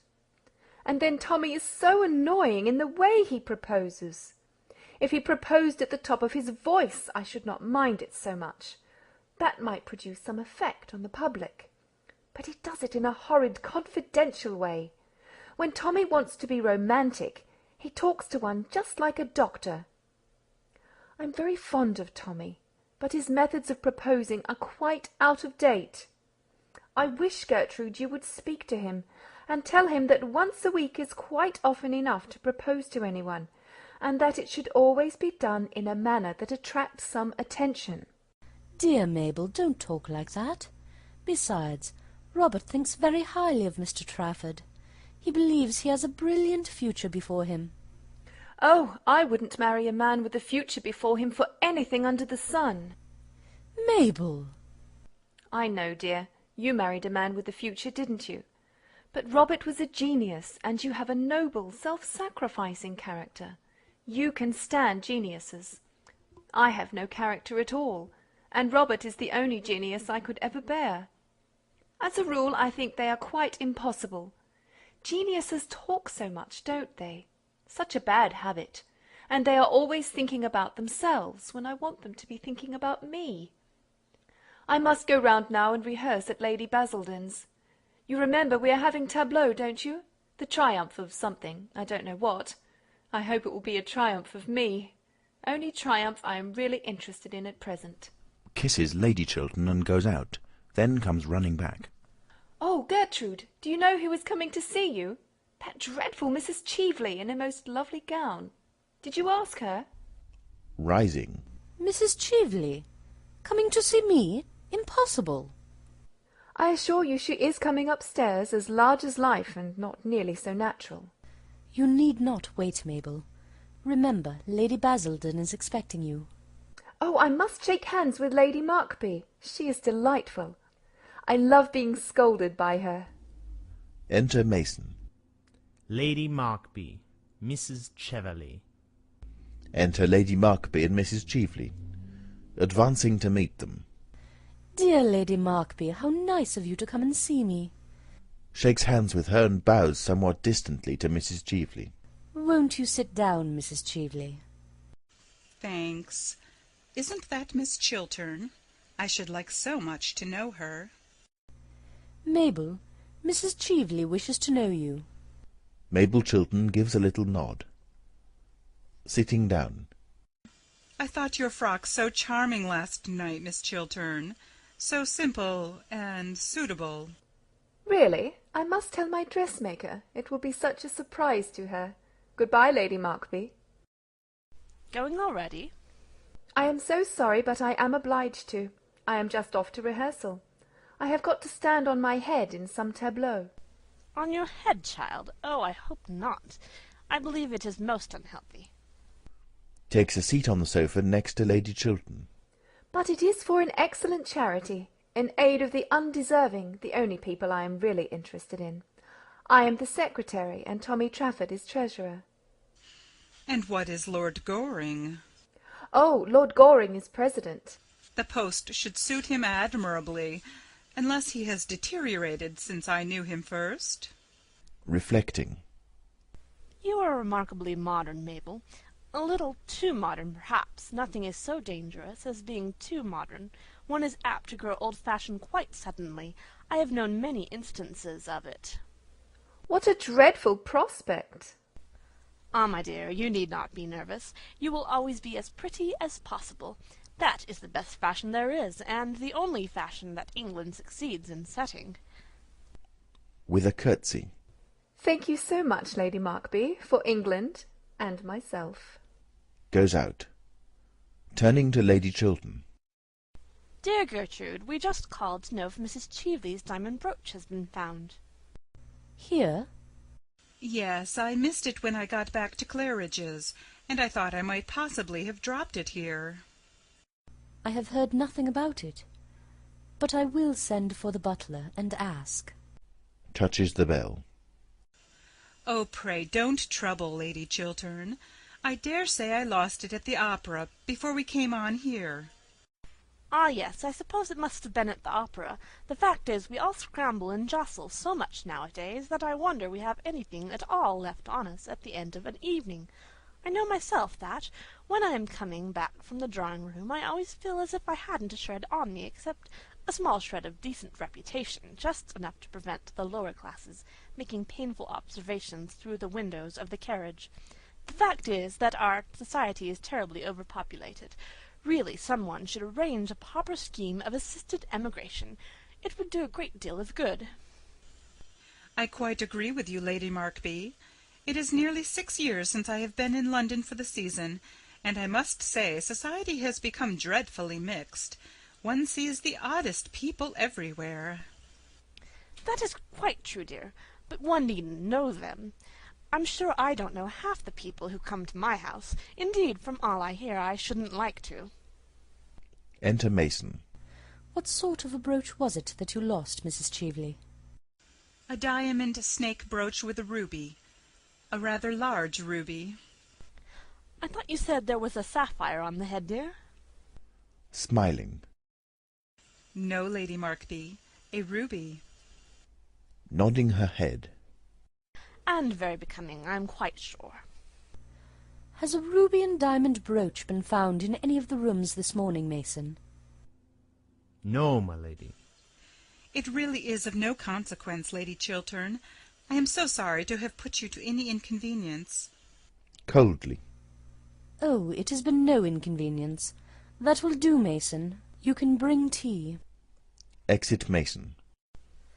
Well, I must say it is most annoying to lose anything. I remember once at Bath, years ago, losing in the pump-room an exceedingly handsome cameo bracelets that Sir John had given me. I don't think he has ever given me anything since, I am sorry to say. He is sadly degenerated. Really, this horrid House of Commons quite ruins our husbands for us. I think the Lower House by far the greatest blow to a happy married life that there has been since that terrible thing called the higher education of women was invented. Ah, it is heresy to say that in this house, Lady Markby. Robert is a great champion of the higher education of women, and so, I am afraid, am I. The higher education of men is what I should like to see. Men need it so sadly. They do, dear, but I am afraid such a scheme would be quite unpracticable. I don't think man has much capacity for development. He's got as far as he can, and that is not far, is it? With regard to women, well, dear Gertrude, you belong to the younger generation, and I am quite sure it is all right if you approve of it. In my time, of course, we were taught not to understand anything. That was the old system, and wonderfully interesting it was. I assure you that the amount of things I and my poor dear sister were taught not to understand was quite extraordinary. But modern women understand everything, I am told. Except their husbands. That is the one thing the modern woman never understands. And a very good thing too, dear, I dare say. It might break up many a happy home if they did. Not yours, I need hardly say, Gertrude. You have married a pattern husband. I wish I could say as much for myself, but since Sir John has taken to attending the debates regularly, which he never used to in the good old days, his language has become quite impossible. He always seems to think he is addressing the House, and consequently whenever he discusses the state of the agricultural labourer, or the Welsh Church, or something quite improper of that kind, I am obliged to send all the servants out of the room. Is it not unpleasant to see one's own butler, who has been with one for 23 years, actually blushing at the sideboard, and the footmen making contortions in corners like persons in circuses? I assure you, my life will be quite ruined unless they send Sir John at once to the Upper House. He won't take any interest in politics then, will he? The House of Lords is so sensible, an assembly of gentlemen. But in his present state Sir John is really a great trial. Why, this morning, before breakfast was half over, he stood up on the hearth-rug, put his hands in his pockets, and appealed to the country at the top of his voice. I left the table as soon as I had my second cup of tea, I need hardly say. But his violent language could be heard all over the house. I trust, Gertrude, that Sir Robert is not like that. But I am very much interested in politics, Lady Markby. I love to hear Robert talk about them. Well, I hope he's not as devoted to blue books as Sir John is. I don't think they can be quite improving reading for one. Languidly. I have never read a blue book. I prefer books in yellow covers. Genially unconscious. Yellow is a gayer colour, is it not? I used to wear yellow a good deal in my early days, and would do so now if Sir John was not so painfully personal in his observations, and a man on the question of dress is always ridiculous, is he not? Oh, no. I think men are the only authorities on dress. Really? One wouldn't say so from the sort of hats they wear, would one? The butler enters, followed by the footman. Tea is set on a small table close to Lady Chiltern. May I give you some tea, Mrs. Cheveley? Thanks. The butler hands Mrs. Cheveley a cup of tea on a salver. Some tea, Lady Markby? No thanks, dear. The servants go out. The fact is, I've promised to go round for 10 minutes to see poor Lady Brancaster, who is in very great trouble. Her daughter, quite a well-brought-up girl, too, has actually become engaged to be married to a curate in Shropshire. It is very sad indeed. I can't understand this modern mania for curates. In my time we girls saw them, of course, running around the place like rabbits. But we never took any notice of them, I need hardly say. But I am told that nowadays country society is quite honeycombed with them. I think it most irreligious. And then the eldest son has quarrelled with his father, and it is said that when they meet at the club, Lord Brancaster always hides himself behind the money article in the Times. However, I believe it is quite a common occurrence nowadays, and that they have to take in extra copies of the Times at all the clubs in St. James's Street. There are so many sons who won't have anything to do with their fathers, and so many fathers who won't speak to their sons. I think myself it is very much to be regretted. So do I. Fathers have so much to learn from their sons nowadays. Really, dear, what? The art of living. The only fine art we have produced in modern times. Shaking her head. I am afraid Lord Brancaster knew a good deal about that, more than his poor wife ever did. Turning to Lady Chiltern. You know Lady Brancaster, don't you, dear? Just slightly. She was staying at Langton last autumn when we were there. Well, like all stout women, she looks the very picture of happiness, as no doubt you noticed. But there are many tragedies in her family besides this affair of the curate. Her own sister, Mrs. Jekyll, had a most unhappy life, through no fault of her own, I'm sorry to say. She ultimately was so broken-hearted that she went into a convent, or on to the operatic stage, I forget which. No, I think it was decorative art needlework she took up. I know she had lost all sense of pleasure in life. Rising. And now, Gertrude, if you will allow me, I shall leave Mrs. Cheveley in your charge and call back for her in a quarter of an hour. Or perhaps, dear Mrs. Cheveley, you wouldn't mind waiting in the carriage while I am with Lady Brancaster? As I intend it to be a visit of condolence, I shan't stay long. Rising. I don't mind waiting in the carriage at all, provided there is somebody to look at one. Well, I hear the curate is always prowling about the house. I am afraid I am not fond of girl-friends. Rising. Oh, I hope Mrs. Cheveley will stay here a little. I should like to have a few minutes' conversation with her. How very kind of you, Lady Chiltern. Believe me, nothing would give me greater pleasure. Ah, no doubt you both have many pleasant reminiscences of your schooldays to talk over together. Good-bye, dear Gertrude. Shall I see you at Lady Bonar's tonight? She discovered a wonderful new genius. He does nothing at all, I believe. That is a great comfort, is it not? Robert and I are dining at home by ourselves tonight, and I don't think I shall go anywhere afterwards. Robert, of course, will have to be in the house, but there is nothing interesting on. Dining at home by yourselves? Is that quite prudent? Ah, I forget. Your husband is an exception. Mine is the general rule, and nothing ages a woman so rapidly as having married the general rule. Exit Lady Markby. Wonderful woman, Lady Markby, isn't she? Talks more and says less than anybody I ever met. She is made to be a public speaker, much more so than her husband, though he is a typical Englishman, always dull and usually violent. Makes no answer, but remains standing. There is a pause. Then the eyes of the two women meet. Lady Chiltern looks stern and pale. Mrs. Cheveley seems rather amused. Mrs. Cheveley, I think it is right to tell you quite frankly that had I known who you really were, I should not have invited you to my house last night. With an impertinent smile. Really? I could not have done so. I see that after all these years you have not changed a bit, Gertrude. I never change. Elevating her eyebrows. Then life has taught you nothing? It has taught me that a person who has once been guilty of a dishonest and dishonourable action may be guilty of it a second time, and should be shunned. Would you apply that rule to everyone? Yes, to everyone without exception. Then I am sorry for you, Gertrude, very sorry for you.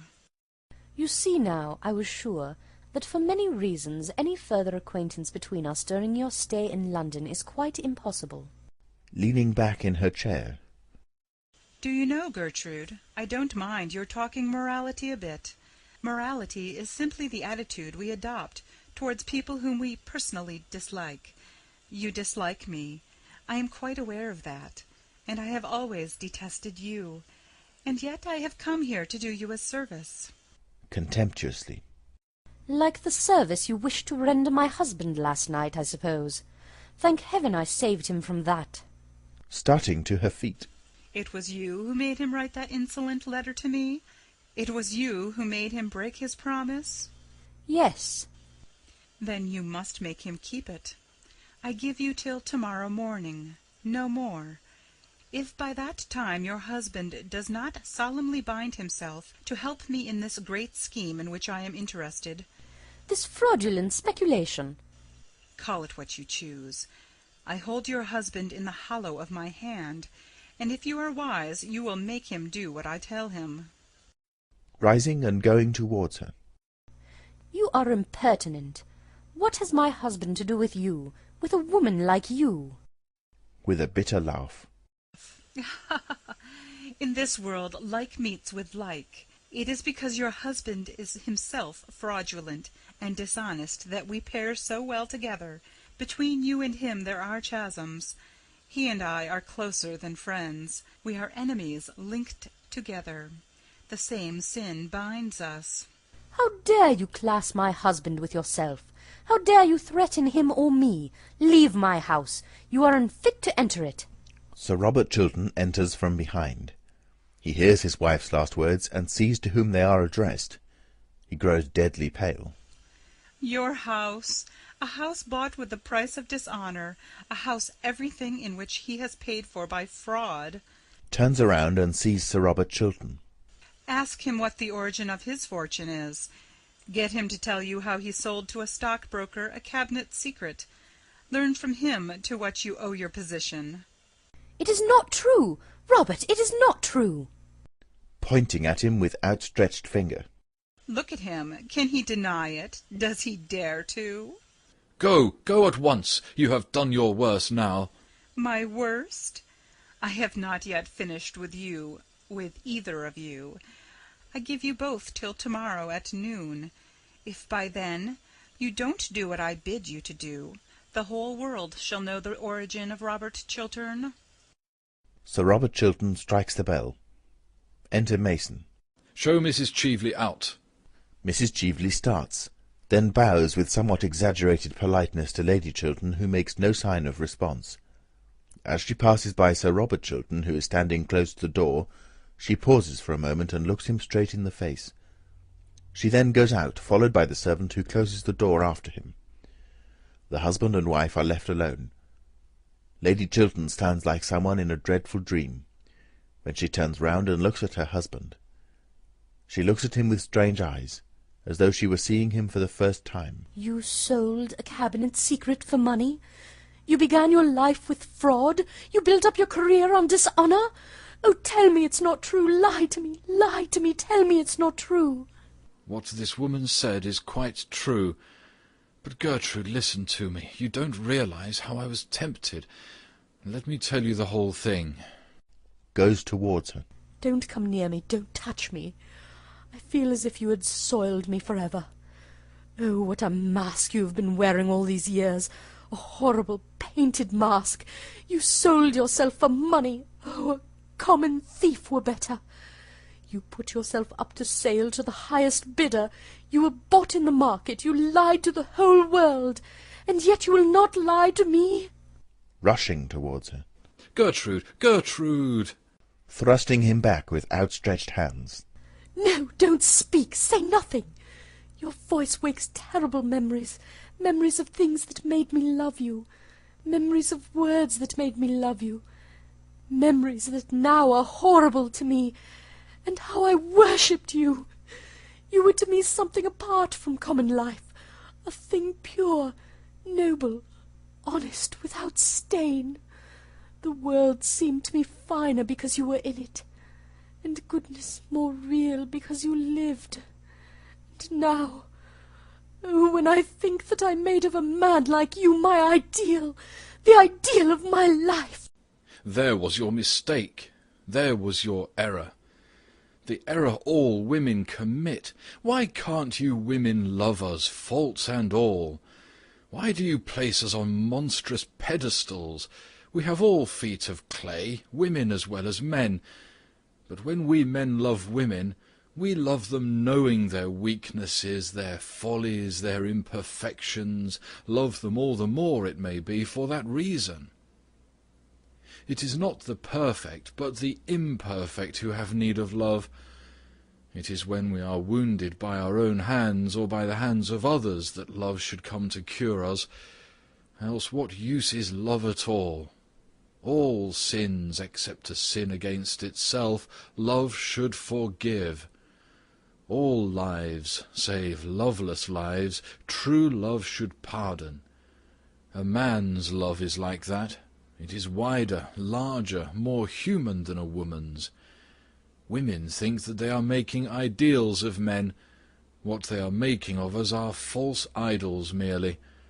You made your false idol of me, and I had not the courage to come down, show you my wounds, tell you my weaknesses. I was afraid that I might lose your love, as I have lost it now.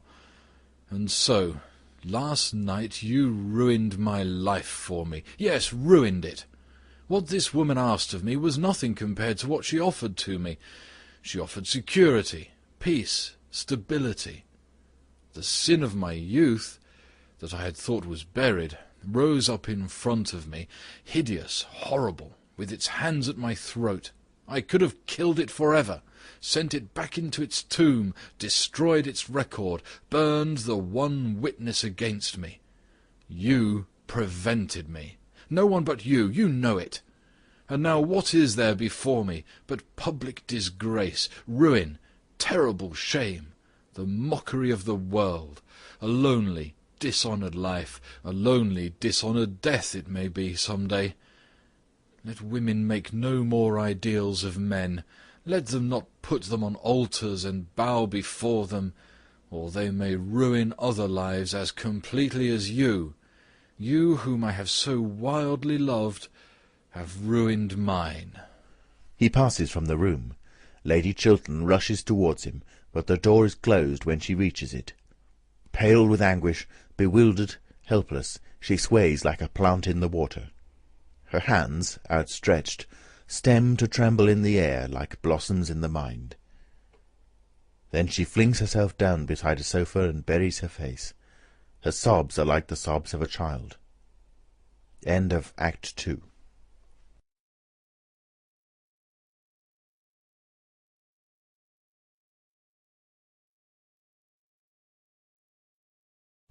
Third Act. Scene: the library in Lord Goring's house. An Adam room. On the right is the door leading into the hall. On the left, the door of the smoking room. A pair of folding doors at the back open into the drawing-room. The fire is lit. Phipps, the butler, is arranging some newspapers on the writing-table.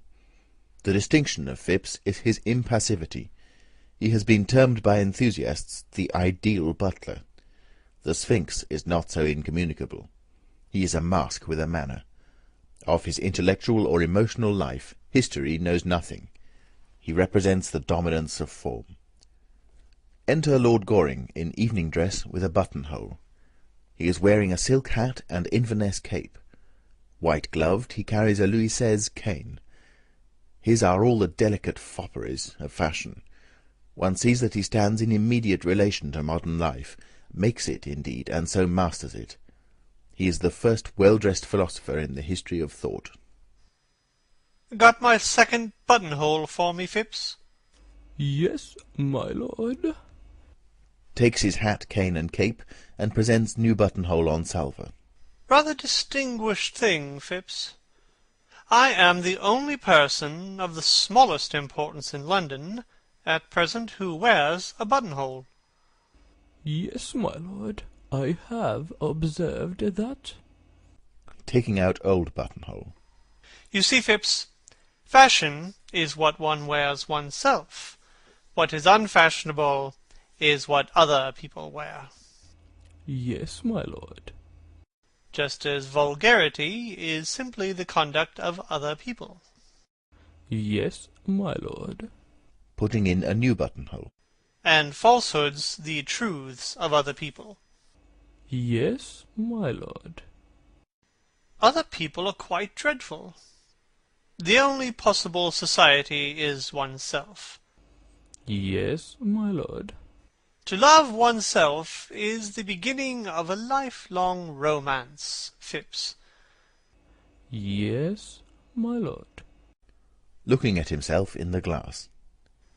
Don't think I quite like this buttonhole, Phipps. Makes me look a little too old. Makes me almost in the prime of life, eh, Phipps?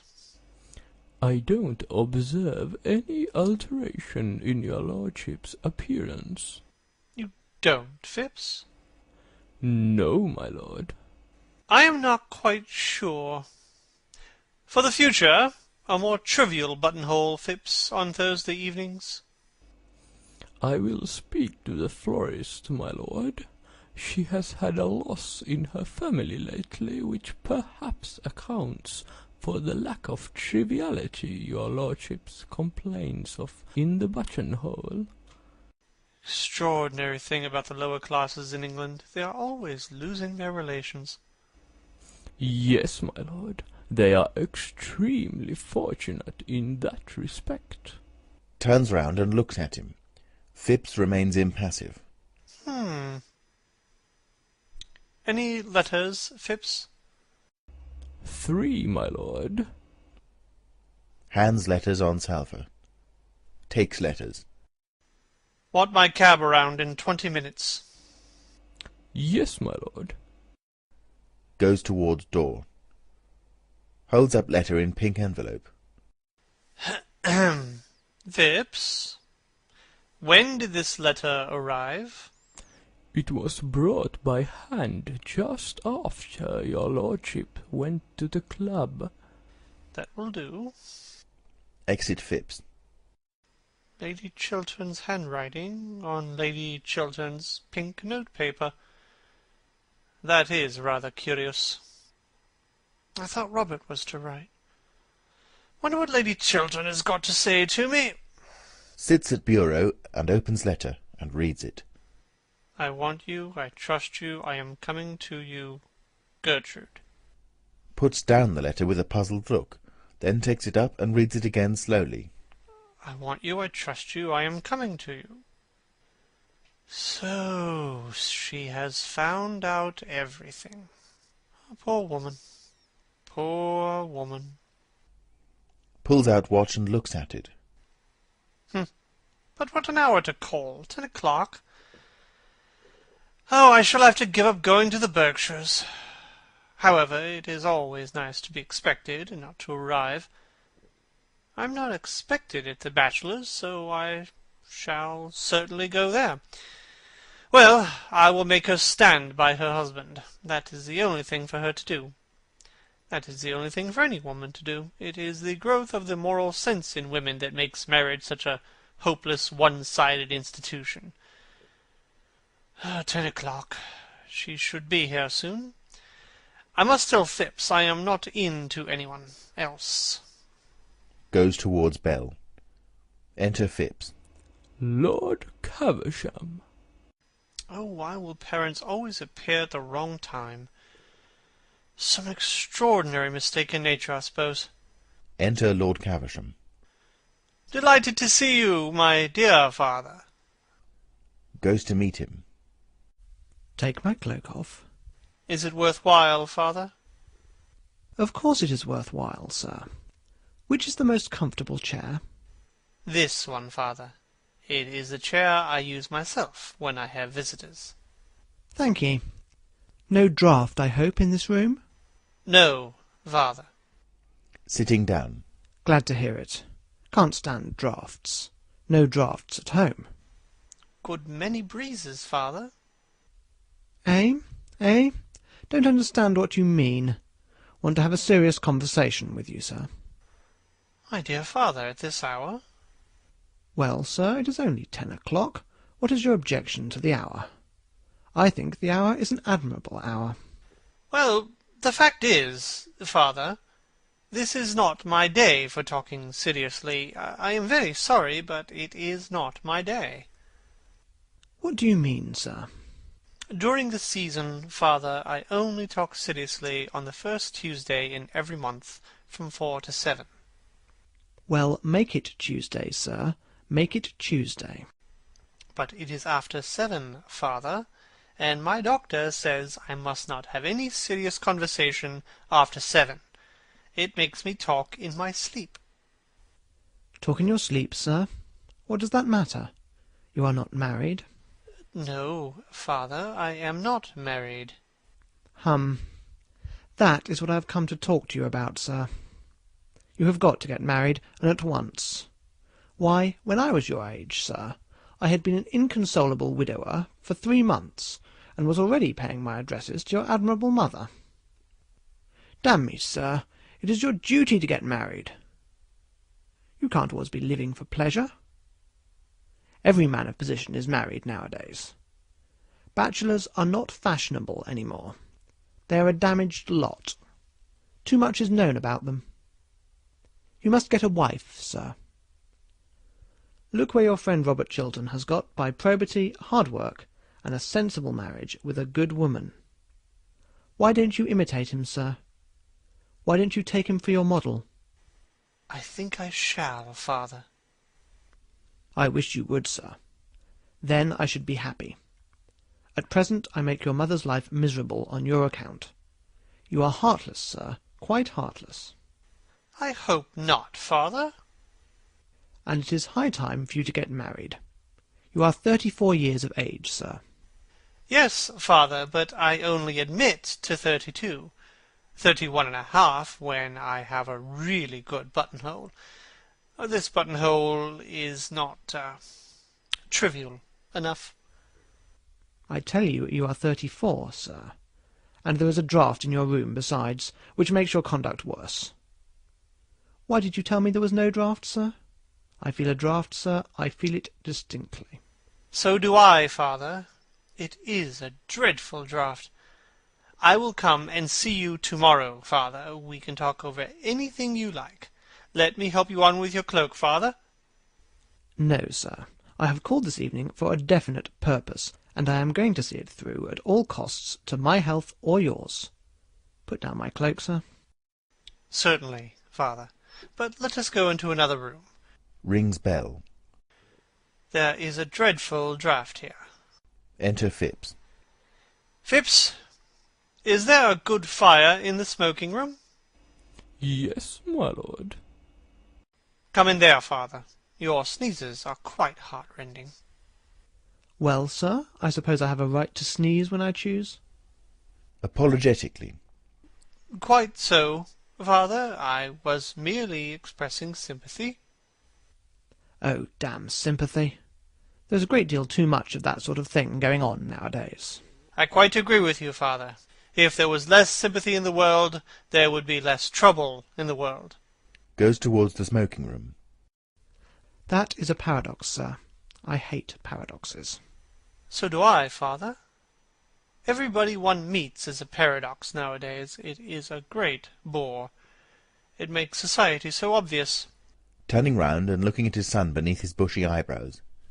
Do you always really understand what you say, sir? After some hesitation. Yes, father, if I listen attentively. Indignantly. If you listen attentively, conceited young puppy. Goes off grumbling into the smoking room. Phipps enters. Phipps, there is a lady coming to see me this evening on particular business. Show her into the drawing-room when she arrives, you understand? Yes, my lord. It is a matter of gravest importance, Phipps. I understand, my lord. No one else is to be admitted under any circumstances. I understand, my lord. Bell rings. That is probably the lady. I shall see her myself. Just as he is going towards the door, Lord Caversham enters from the smoking-room. Well, sir? Am I to wait attendance on you? Considerably perplexed. In a moment, father. Do excuse me. Lord Caversham goes back. Remember my instructions, Phipps. Into that room. Yes, my lord. Lord Goring goes into the smoking-room. Harold, the footman, shows Mrs. Cheveley in. Lamia-like, she is in green and silver. She has a cloak of black satin, lined with dead rose-leaf silk. What name, madam? To Phipps, who advances towards her. Is Lord Goring not here? I was told he was at home. His lordship is engaged at present with Lord Caversham, madam. Turns a cold, glassy eye on Harold, who at once retires. To herself. How very filial.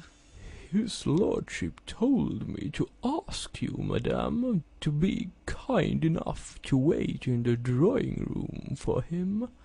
His lordship will come to you there. With a look of surprise. Lord Goring expects me. Yes, madam. Are you quite sure? His lordship told me that if a lady called, I was to ask her to wait in the drawing-room. Goes to the door of the drawing-room and opens it. His lordship's directions on the subject were very precise. To herself. How thoughtful of him. To expect the unexpected shows a thoroughly modern intellect. Goes towards the drawing-room and looks in. Ugh! How dreary a bachelor's drawing-room always looks. I shall have to alter all this. Phipps brings the lamp from the writing-table. No, I don't care for that lamp. It is far too glaring. Light some candles. Replaces lamp. Certainly, madam. I hope the candles have very becoming shades. We have had no complaints about them, madam, as yet. Passes into the drawing-room and begins to light the candles. To herself.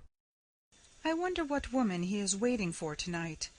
It will be delightful to catch him. Men always look so silly when they are caught, and they are always being caught. Looks about the room and approaches the writing-table. What a very interesting room. What a very interesting picture. Wonder what his correspondence is like. Takes up letters. Oh, what a very uninteresting correspondence. Bills and cards, debts and dowagers. Who on earth writes to him on pink paper? How silly to write on pink paper. It looks like the beginning of a middle-class romance. Romance should never begin with sentiment. It should begin with science and end with a settlement. Puts letter down, then takes it up again. I know that handwriting. That is Gertrude Chiltern's. I remember it perfectly. The 10 Commandments in every stroke of the pen, and the moral law all over the page. Wonder what Gertrude is writing to him about. Something horrid about me, I suppose. How I detest that woman. Reads it. I trust you. I want you. I am coming to you, Gertrude. I trust you. I want you. I am coming to you. A look of triumph comes over her face. She is just about to steal the letter when Phipps comes in. The candles in the drawing-room are lit, madam, as you directed. Thank you. Rises hastily and slips the letter under a large silver-cased blotting-book that is lying on the table. I trust the shades will be to your liking, madam. They are the most becoming we have. They are the same as his lordship uses himself when he is dressing for dinner. With a smile. Then I am sure they will be perfectly right. Gravely. Thank you, madam. Mrs. Cheveley goes into the drawing-room. Phipps closes the door and retires. The door is then slowly opened, and Mrs. Cheveley comes out and creeps stealthily towards the writing-table. Suddenly voices are heard from the smoking-room, and Mrs. Cheveley grows pale. She stops. The voices grow louder, and she goes back into the drawing-room, biting her lip. Enter Lord Goring and Lord Caversham. Expostulating. My dear father, if I am to get married, surely you will allow me to choose the time, place, and person, particularly the person. Testily. That is a matter for me, sir. You would probably make a very poor choice. It is I who should be consulted, not you. There is property at stake. It is not a matter for affection. Affection comes later on in married life. Yes, in married life affection comes when people thoroughly dislike each other, father, doesn't it? Puts on Lord Caversham's cloak for him. Certainly, sir. I mean, certainly not, sir. You are talking very foolishly tonight. What I say is that marriage is a matter for common sense. But women who have common sense are so curiously plain, father, aren't they? Of course, I only speak from hearsay. No woman, plain or pretty, has any common sense at all, sir. Common sense is the privilege of our sex. Quite so. And we men are so self-sacrificing that we never use it, do we, father? I use it, sir. I use nothing else. So my mother tells me. It is the secret of your mother's happiness. You are very heartless, sir, very heartless. I hope not, father. Goes out for a moment, then returns, looking rather put out, with Sir Robert Chiltern. My dear Arthur, what a piece of good luck meeting you on the doorstep. Your servant had just told me you were not at home. How extraordinary. The fact is, I am horribly busy tonight, Robert, and I gave orders I was not at home to anyone. Even my father had a comparatively cold reception. He complained of a draught the whole time. Ah, you must be at home to me, Arthur. You are my best friend. Perhaps by tomorrow you will be my only friend. My wife has discovered everything. Ah, I guessed as much. Looking at him. Really? How? After some hesitation. Oh, merely by something in the expression of your face as you came in. Who told her? Mrs. Cheveley herself. And the woman I love knows that I began my career with an act of low dishonesty, that I built up my life upon sands of shame, that I sold like a common huckster the secret that had been entrusted to me as a man of honour. I thank heaven poor Lord Radley died without knowing that I betrayed him. I would to God I had died before I had been so horribly tempted, or had fallen so low. Burying his face in his hands. After a pause. You have heard nothing from Vienna yet, in answer to your wire? Looking up. Yes, I got a telegram from the First Secretary at 8 o'clock tonight. Well? Nothing is absolutely known against her. On the contrary, she occupies a rather high position in society. It is a sort of open secret that Baron Arnheim left her the greater portion of his immense fortune. Beyond that, I can learn nothing. She doesn't turn out to be a spy, then? Oh, spies are of no use nowadays. Their profession is over. The newspapers do their work instead. And thunderingly well they do it. Arthur, I'm parched with thirst. May I ring for something? Some hock and seltzer? Certainly. Let me. Rings the bell. Thanks. I don't know what to do, Arthur. I don't know what to do, and you are my only friend. But what a friend you are, the one friend I can trust. I can trust you absolutely, can't I? Enter Phipps. My dear Robert, of course. Oh. To Phipps. Bring some hock and seltzer. Yes, my lord. And Phipps? Yes, my lord. Will you excuse me for a moment, Robert? I want to give some directions to my servant. Certainly. When that lady calls, tell her that I am not expected home this evening. Tell her that I have been suddenly called out of town. You understand?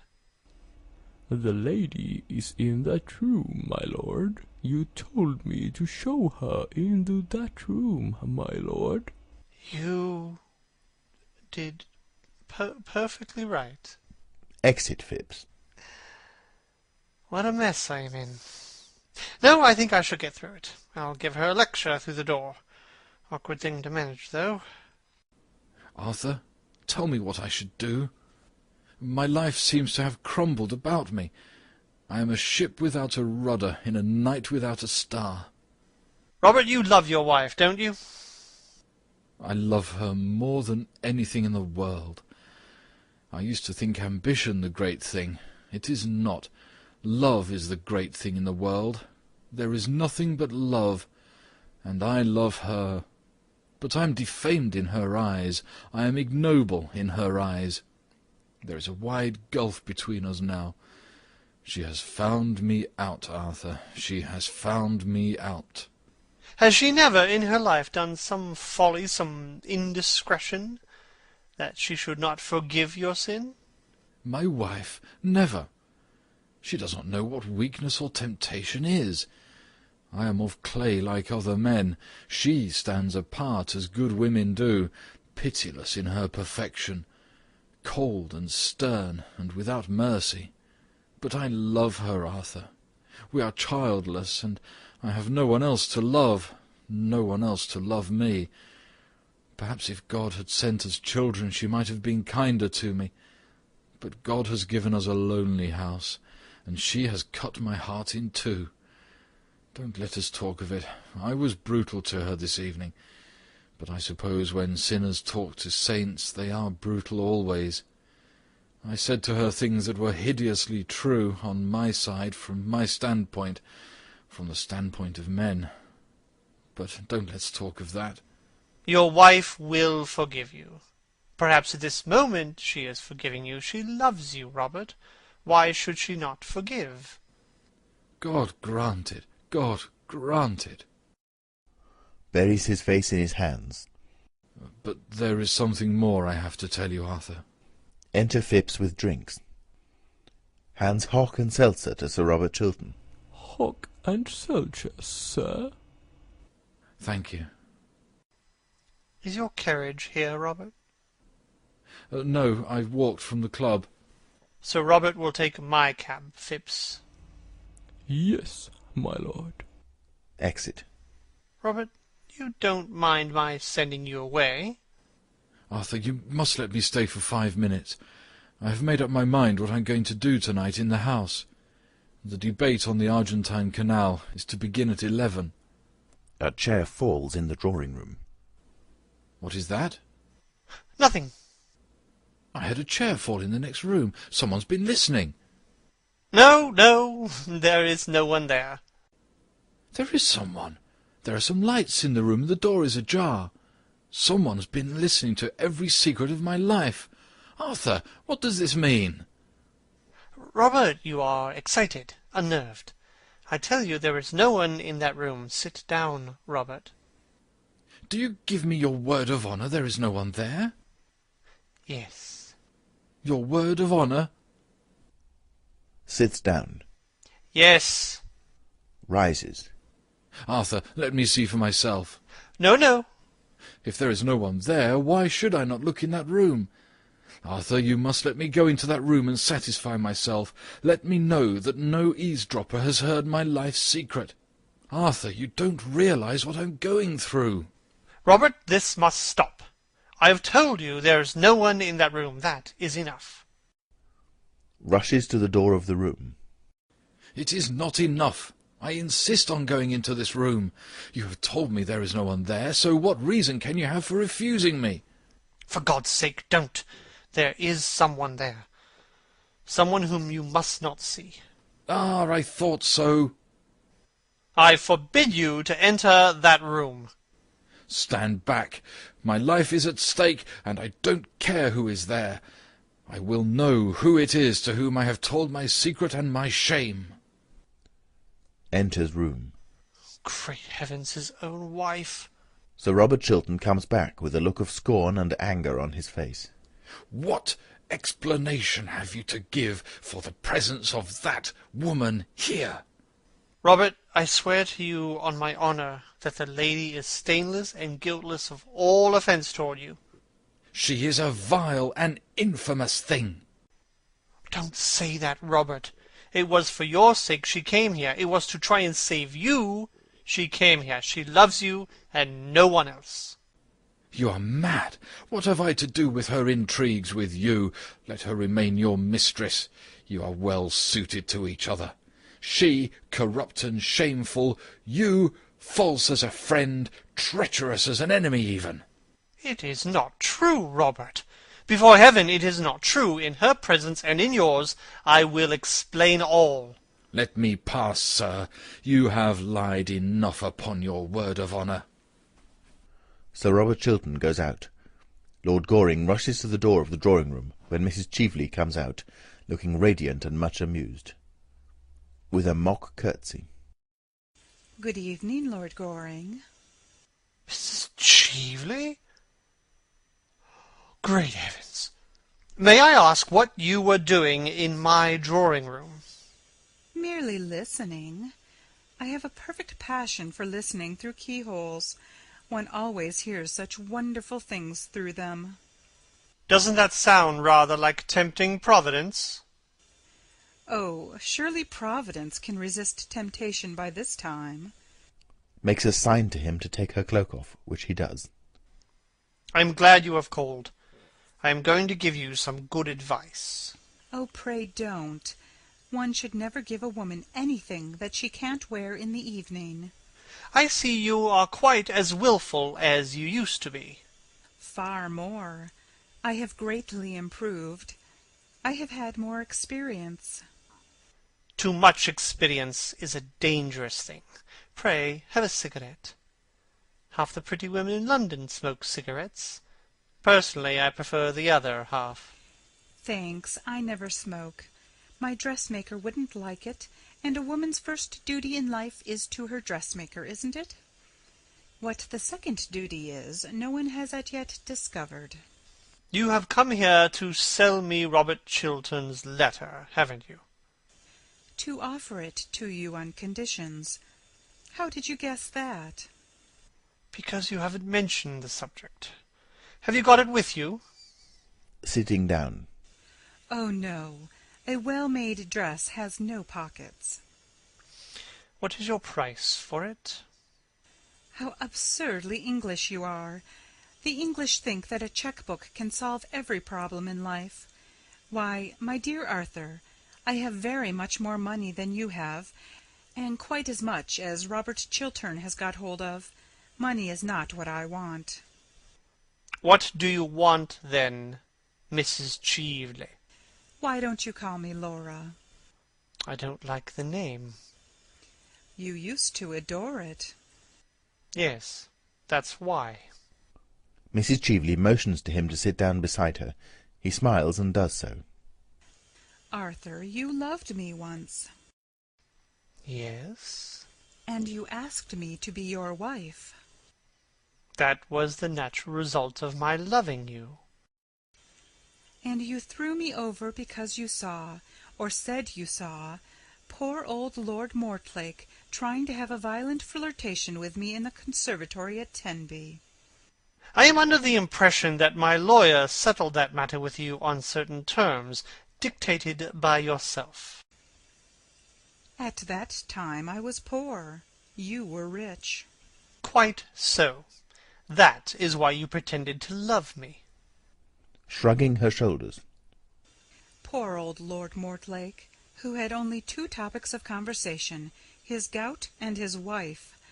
I never could quite make out which of the two he was talking about. He used the most horrible language about them both. Well, you were silly, Arthur. Why, Lord Mortlake was never anything more to me than an amusement. One of those utterly tedious amusements one only finds at an English country house on an English country Sunday. I don't think any one at all morally responsible for what he or she does at an English country house. Yes, I know lots of people think that.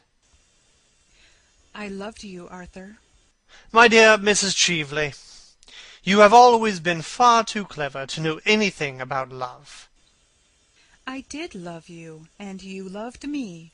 You know you loved me, and love is a very wonderful thing.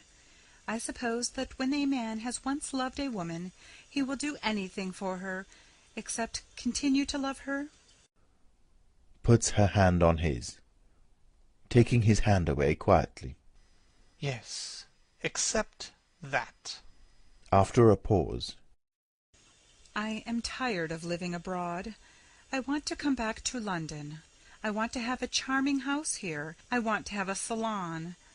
If one could only teach the English how to talk, and the Irish how to listen, society here would be quite civilized. Besides, I have arrived at the romantic stage. When I saw you last night at the Chilterns, I knew you were the only person I had ever cared for, if I ever have cared for anybody, Arthur. And so, on the morning of the day you marry me, I will give you Robert Chiltern's letter. That is my offer. I will give it to you now, if you promise to marry me. Now? Smiling. Tomorrow. Are you really serious? Yes, quite serious. I should make you a very bad husband. I don't mind bad husbands. I have had two. They amuse me immensely. You mean that you amused yourself immensely, don't you? What do you know about my married life? Nothing, but I can read it like a book. What book? Rising. The book of numbers. Do you think it is quite charming of you to be so rude to a woman in your own house? In the case of a very fascinating woman, sex is a challenge, not a defense. I suppose that is meant for a compliment. My dear Arthur, women are never disarmed by compliments. Men always are. That is the difference between the two sexes. Women are never disarmed by anything, as far as I know them. After a pause. Then you are going to allow your greatest friend, Robert Chiltern, to be ruined, rather than marry someone who really has considerable attractions left? I thought you would have risen to some great height of self-sacrifice, Arthur. I think you should. And the rest of your life you could spend in contemplating your own perfections. Oh, I do that as it is. And self-sacrifice is a thing that should be put down by law. It is so demoralizing to the people for one whom sacrifices oneself. They always go to the bad. As if anything could demoralize Robert Chiltern. You seem to forget that I know his real character. What you know about him is not his real character. It was an act of folly done in his youth. Dishonorable, I admit. Shameful, I admit. Unworthy of him, I admit. And therefore, not his true character. How you men stand up for each other. How you women war against each other. Bitterly. I only war against one woman, against Gertrude Chiltern. I hate her. I hate her now more than ever. Because you have brought a real tragedy into her life, I suppose. With a sneer. Oh, there is only one real tragedy in a woman's life. The fact that her past is always her lover, and her future invariably her husband. Lady Chiltern knows nothing of the kind of life to which you are alluding. A woman whose size in gloves is 7 3/4 never knows much about anything. You know Gertrude has always worn a 7 3/4.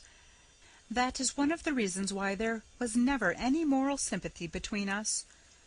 Well, Arthur, I suppose this romantic interview may be regarded as at an end. You admit it was romantic, don't you? For the privilege of being your wife, I was ready to surrender a great prize, the climax of my diplomatic career. You decline. Very well. If Sir Robert doesn't uphold my Argentine scheme, I expose him. Vois-tu? You mustn't do that. It would be vile, horrible, infamous. Shrugging her shoulders. Oh, don't use big words. They mean so little. It is a commercial transaction, that is all. There is no good mixing up sentimentality in it. I offered to sell Robert Chiltern a certain thing. If he won't pay me my price, he will have to pay the world a greater price. There is no more to be said. I must go. Good-bye. Won't you shake hands? With you? No. Your transaction with Robert Chiltern may pass as a loathsome commercial transaction of a loathsome commercial age. But you seem to have forgotten that you came here tonight to talk of love. You, whose lips desecrated the word love. You, to whom the thing is a book closely sealed, went this afternoon to the house of one of the most noble and gentle women in the world, to degrade her husband in her eyes, to try and kill her love for him, to put poison in her heart and bitterness in her life, to break her idol, and, it may be, spoil her soul. That I cannot forgive you. That was horrible. For that there can be no forgiveness. Arthur, you are unjust to me. Believe me, you are quite unjust to me. I didn't go to taunt Gertrude at all. I had no idea of doing anything of the kind when I entered. I called with Lady Markby simply to ask whether an ornament, a jewel that I lost somewhere last night, had been found at the Chilterns. If you don't believe me, you can ask Lady Markby. She will tell you it is true. The scene that occurred happened after Lady Markby had left, and was really forced on me by Gertrude's rudeness and sneers. I called, a little out of malice, if you like, but really to ask if a diamond brooch of mine had been found. That was the origin of the whole thing. A diamond snake brooch with a ruby? Yes, how do you know? Because it is found. In point of fact, I found it myself, and stupidly forgot to tell the butler anything about it as I was leaving. Goes over to the writing table and pulls out the drawer. It is in this drawer. Not that one. This is the brooch, isn't it? Holds up the brooch. Yes, I am so glad to get it back. It was a present. Won't you wear it? Certainly, if you pin it in. Lord Goring suddenly clasps it on her arm. Why do you put it on as a bracelet? I never knew it could be worn as a bracelet. Really? Holding out her handsome arm. No, but it looks very well on me as a bracelet, doesn't it? Yes, much better than when I saw it last. When did you see it last? Calmly. 10 years ago. On Lady Berkshire, from whom you stole it. Starting. What do you mean? I mean that you stole that ornament from my cousin, Mary Berkshire, to whom I gave it when she was married. Suspicion fell on a wretched servant, who was sent away in disgrace. I recognized it last night. I determined to say nothing about it till I had found the thief. I have found the thief now, and I have heard her own confession. Tossing her head. It is not true. You know it is true. Why, the thief is written across your face at this very moment. I will deny the whole affair from beginning to end. I will say that I have never seen this wretched thing, that it was never in my possession. Mrs. Cheveley tries to get the bracelet off her arm, but fails. Lord Goring looks on amused. Her thin fingers tear at the jewel to no purpose. A curse breaks from her. The drawback of stealing a thing, Mrs. Cheveley, is that one never knows how wonderful the thing that one steals is. You can't get that bracelet off unless you know where the spring is. And I see you don't know where the spring is. It is rather difficult to find. You brute! You coward! She tries again to unclasp the bracelet, but fails. Oh, don't use big words. They mean so little. Again tears at the bracelet in a paroxysm of rage, with inarticulate sounds. Then stops and looks at Lord Goring. What are you going to do? I'm going to ring for my servant.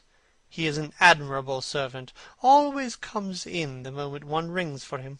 When he comes, I will tell him to fetch the police. Trembling. The police? What for? Tomorrow the Berkshires will prosecute you. That is what the police are for. Is now in an agony of physical terror. Her face is distorted, her mouth awry. Her mask has fallen from her. She is, for the moment, dreadful to look at. Don't do that. I will do anything you want. Anything in the world you want. Give me Robert Chiltern's letter. Stop, stop. Let me have time to think. Give me Robert Chiltern's letter. I have not got it with me. I will give it to you tomorrow. You know you are lying. Give it to me at once. Mrs. Cheveley pulls the letter out and hands it to him. She is horribly pale. This is it? In a hoarse voice. Yes. Takes the letter, examines it, sighs, and burns it with the lamp. For so well-dressed a woman, Mrs. Cheveley, you have moments of admirable common sense. I congratulate you. Catches sight of Lady Chiltern's letter, the cover of which is just showing from under the blotting book. Please get me a glass of water. Certainly. Goes to the corner of the room and pours out a glass of water. While his back is turned, Mrs. Cheveley steals Lady Chiltern's letter. When Lord Goring returns with the glass, she refuses it with a gesture. Thank you. Will you help me on with my cloak? With pleasure. Puts her cloak on. Thanks. I am never going to try to harm Robert Chiltern again. Fortunately, you have not the chance, Mrs. Cheveley. Well, if even I had the chance, I wouldn't. On the contrary, I am going to render him a great service. I am charmed to hear it. It is a reformation. Yes, I can't bear so upright a gentleman, so honourable an English gentleman, being so shamefully deceived, and so— Well? I find that somehow Gertrude Chiltern's dying speech and confession has strayed into my pocket. What do you mean? With a bitter note of triumph in her voice. I mean that I am going to send Robert Chiltern the love letter his wife wrote to you last night. Love letter? Laughing. I want you. I trust you. I am coming to you, Gertrude.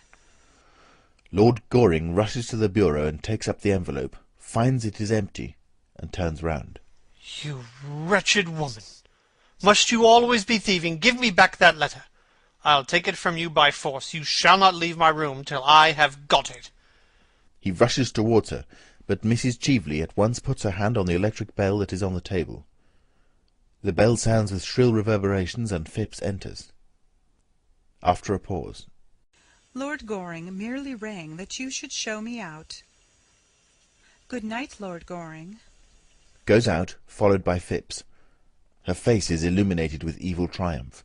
There is joy in her eyes. Youth seems to have come back to her.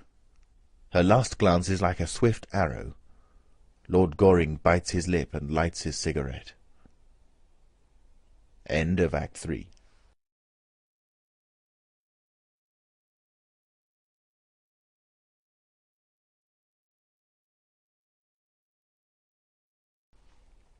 Fourth Act. Scene. Same as Act 2.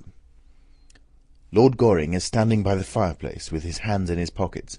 He is looking rather bored. Pulls out his watch, inspects it, and rings the bell. It is a great nuisance. I can't find anyone in this house to talk to. And I am full of interesting information. I feel like the latest edition of, something or other. Enter servant. Sir Robert is still at the Foreign Office, my lord. Lady Chiltern not down yet? Her ladyship has not yet left her room. Miss Chiltern has just come in from riding. To himself. Ah, that is something. Lord Caversham has been waiting some time in the library for Sir Robert. I told him your lordship was here. Thank you. Would you kindly tell him I've gone? Bowing. I shall do so, my lord. Exit servant. Really, I don't want to meet my father 3 days running. It is a great deal too much excitement for any son. I hope to goodness he won't come up. Fathers should neither be seen nor heard.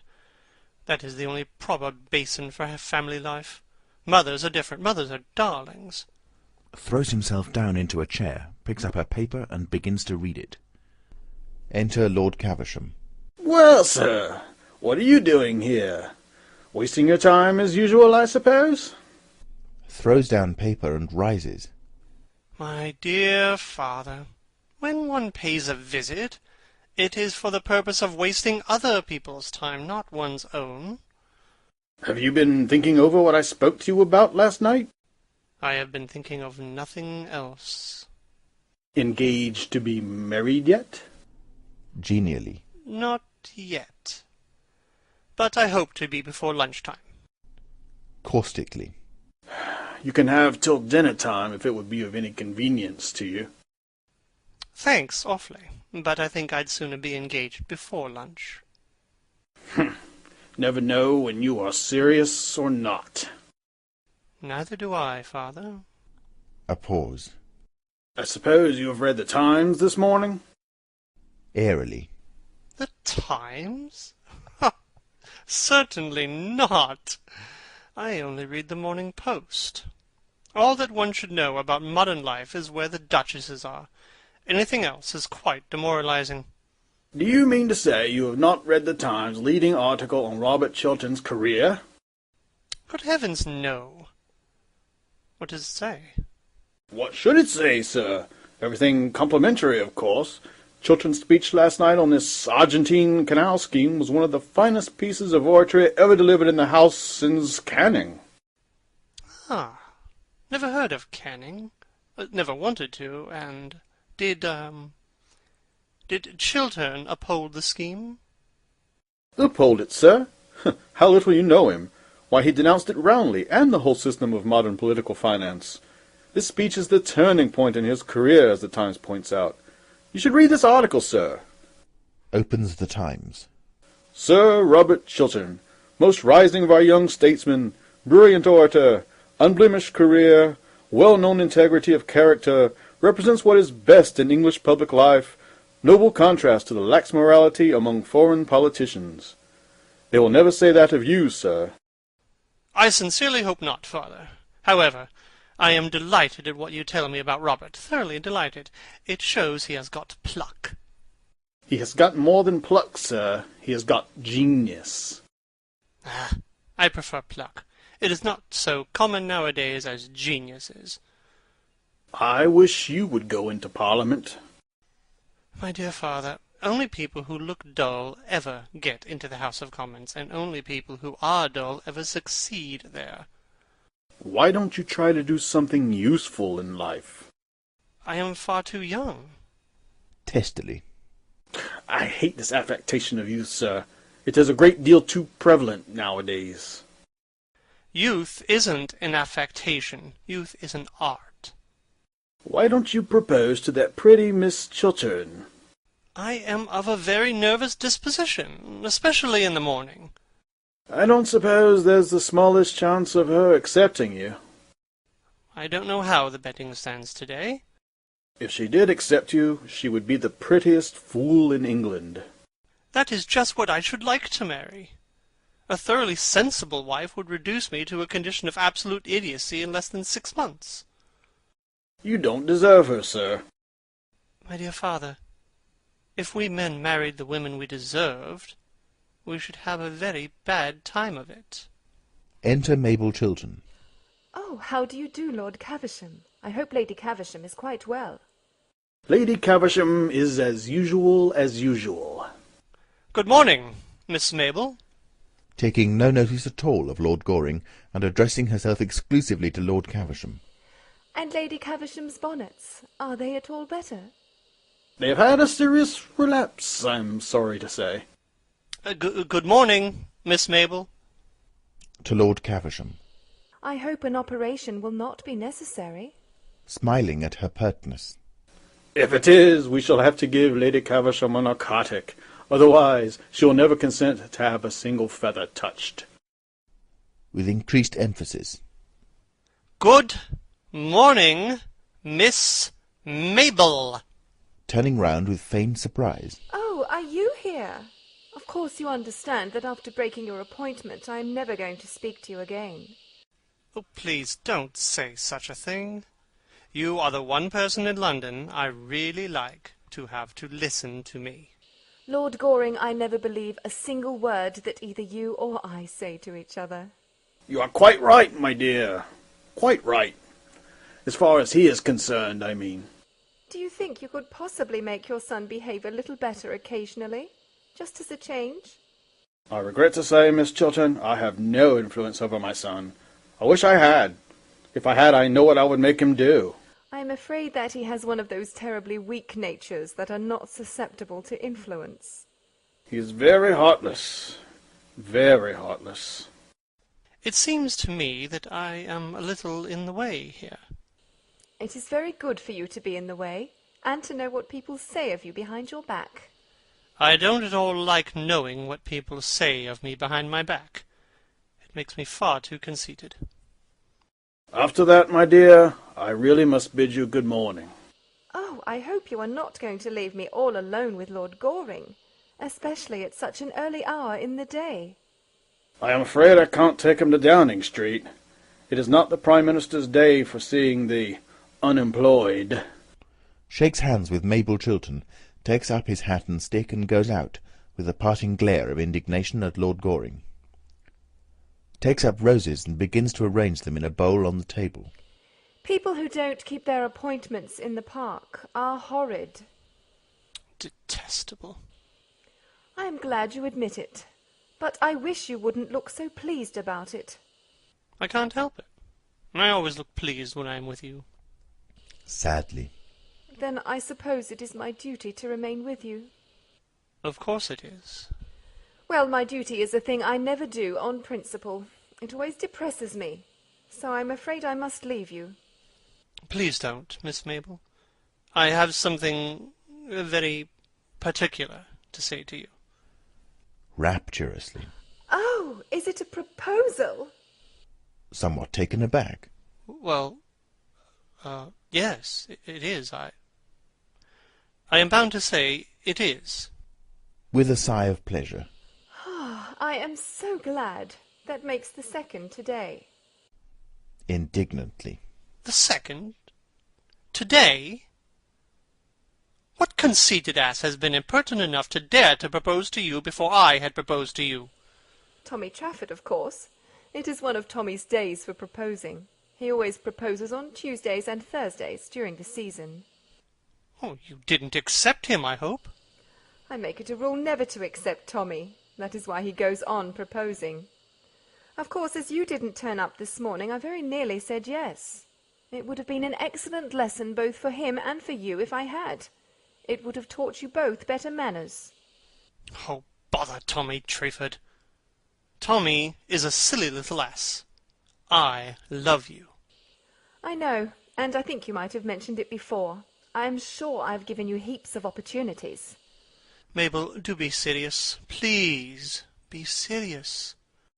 Ah, that is the sort of thing a man always says to a girl before he has been married to her. He never says it afterwards. Taking hold of her hand. Mabel, I have told you that I love you. Can't you love me a little in return?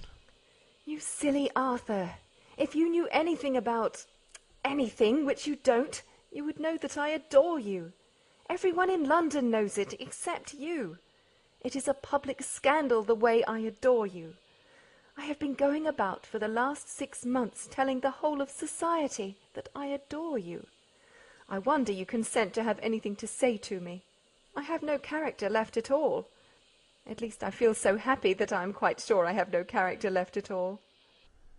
catches her in his arms and kisses her. Then there is a pause of bliss. Dear, do you know, I was awfully afraid of being refused. Looking up at him.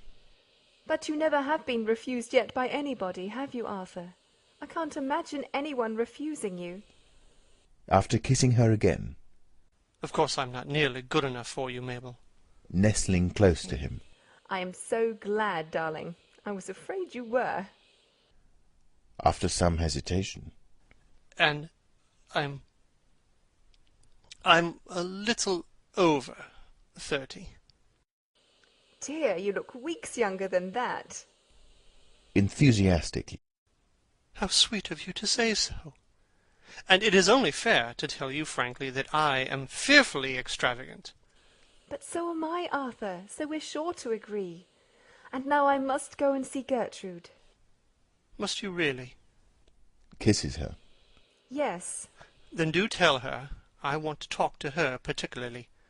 I have been waiting here all the morning to see either her or Robert. Do you mean to say you didn't come here expressly to propose to me? Triumphantly. No, that was a flash of genius. Your first? With determination. My last. I am delighted to hear it. Now, don't stir. I'll be back in 5 minutes. And don't fall into any temptations while I am away. Dear Mabel, while you are away, there are none. It makes me horribly dependent on you. Enter Lady Chiltern. Good morning, dear. How pretty you are looking. How pale you are looking, Gertrude. It is most becoming. Good morning, Lord Goring. Bowing. Good morning, Lady Chiltern. Aside to Lord Goring. I shall be in the conservatory, under the second palm tree on the left. Second on the left. With a look of mock surprise. Yes, the usual palm tree.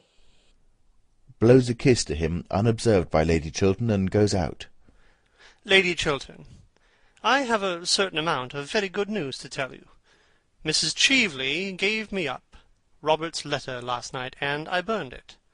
Robert is safe. Sinking on the sofa. Safe? Oh, I am so glad of that. What a good friend you are to him. To us. There is only one person now that could be said to be of any danger. Who is that? Sitting down beside her. Yourself. I? In danger? What do you mean? Danger is too great a word. It is a word I should not have used. But I admit I have something to tell you that may distress you. That terribly distresses me. Yesterday evening you wrote me a very beautiful, womanly letter, asking me for my help.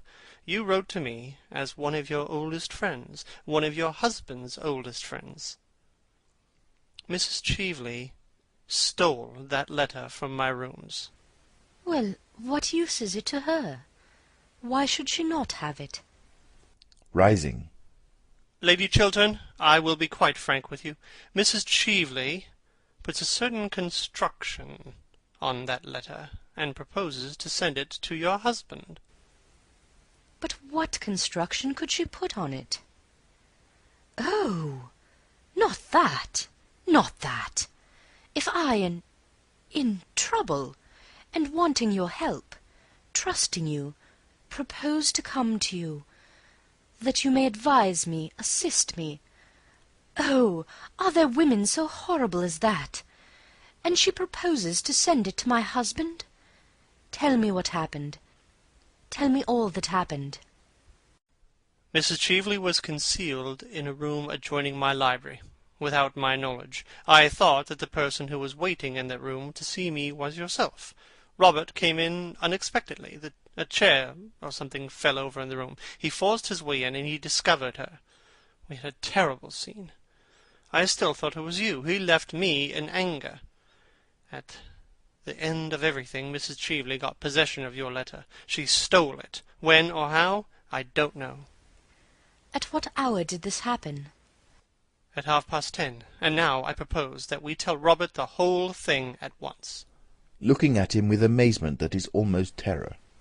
You want me to tell Robert that the woman you expected was not Mrs. Cheveley, but myself? That it was I whom you thought was concealed in a room in your house at 10:30 at night? You want me to tell him that? I think it is better that he should know the exact truth. Rising. Oh, I couldn't! I couldn't! May I do it? No! Gravely. You are wrong, Lady Chiltern. No, the letter must be intercepted. That is all. But how can I do it? Letters arrive for him every moment of the day. His secretaries open them and hand them to him. I dare not ask the servants to bring me his letters. It would be impossible. Oh, why don't you tell me what to do? Pray be calm, Lady Chiltern, and answer the questions I am going to put to you. You said his secretaries open his letters. Yes. Who is with him today? Mr. Trafford, isn't it? No, Mr. Montfort, I think. You can trust him? With a gesture of despair. Oh, how do I know? He would do what you asked him, wouldn't he? I think so. Your letter was on pink paper. He could recognize it without reading it, couldn't he, by the colour? I suppose so. Is he in the house now? Yes. Then I will go and see him myself, and tell him that a certain letter written on pink paper is to be forwarded to Robert today, and that at all costs it must not reach him. Goes to the door and opens it. Oh! Robert is coming upstairs with the letter in his hand. It has reached him already. With a cry of pain. Oh! You have saved his life! What have you done with mine? Enter Sir Robert Chiltern. He has the letter in his hand and is reading it. He comes towards his wife, not noticing Lord Goring's presence. I want you, I trust you, I am coming to you, Gertrude. Oh, my love, is this true? Do you indeed trust me and want me? If so, it was for me to come to you, not for you to write of coming to me. This letter of yours, Gertrude, makes me feel that nothing that the world may do can hurt me now. You want me, Gertrude? Lord Goring, unseen by Sir Robert Chiltern, makes an imploring sign to Lady Chiltern to accept the situation and Sir Robert's error. Yes. You trust me, Gertrude? Yes. Ah, why did you not add that you loved me? Taking his hand. Because I love you. Lord Goring passes into the conservatory. Kisses her. Gertrude, you don't know what I feel. When Montfort passed me your letter across the table, he had opened it by mistake, I suppose, without looking at the handwriting on the envelope, and I read it. Oh, I did not care what disgrace or punishment was in store for me. I only thought that you loved me still. There is no disgrace in store for you, nor any public shame. Mrs. Cheveley has handed over to Lord Goring the document that was in her possession, and he has destroyed it. Are you sure of this, Gertrude? Yes, Lord Goring has just told me. Then I am safe. Oh, what a wonderful thing to be safe. For 2 days I've been in terror. I am safe now. How did Arthur destroy my letter? Tell me. He burned it. I wish I had seen that one sin of my youth burning to ashes. How many men there are in modern life who would like to see their past burning to white ashes before them. Is Arthur still here? Yes. He is in the conservatory. I'm so glad now I made that speech last night in the house. So glad. I made it thinking that public disgrace might be the result, but it has not been so.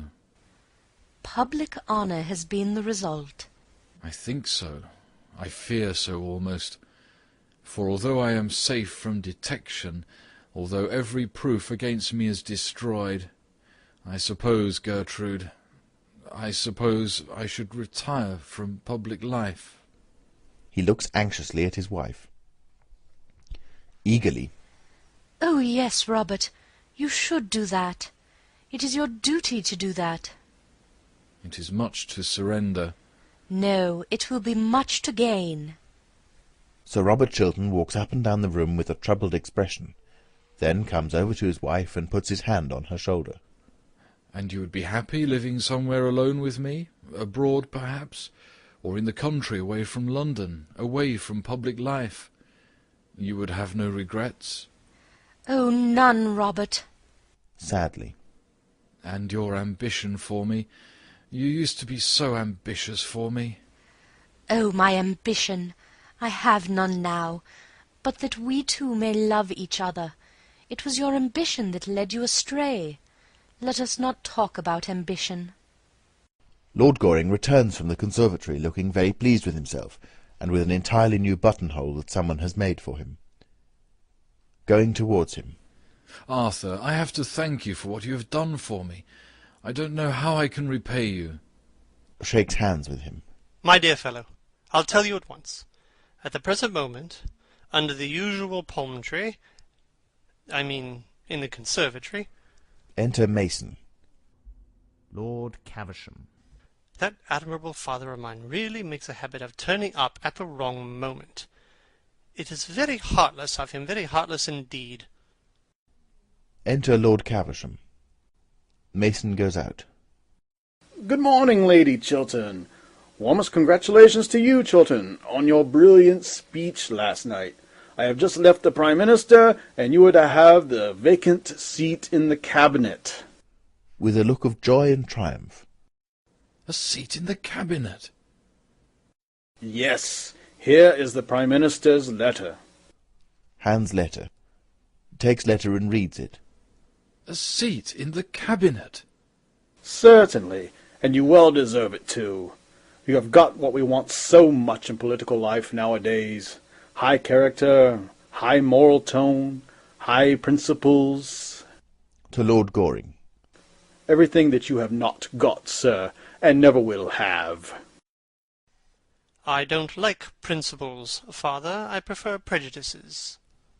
Sir Robert Chiltern is on the brink of accepting the Prime Minister's offer when he sees his wife looking at him with her clear, candid eyes. He then realizes that it is impossible. I cannot accept this offer, Lord Caversham. I have made up my mind to decline it. Decline it, sir? My intention is to retire at once from public life.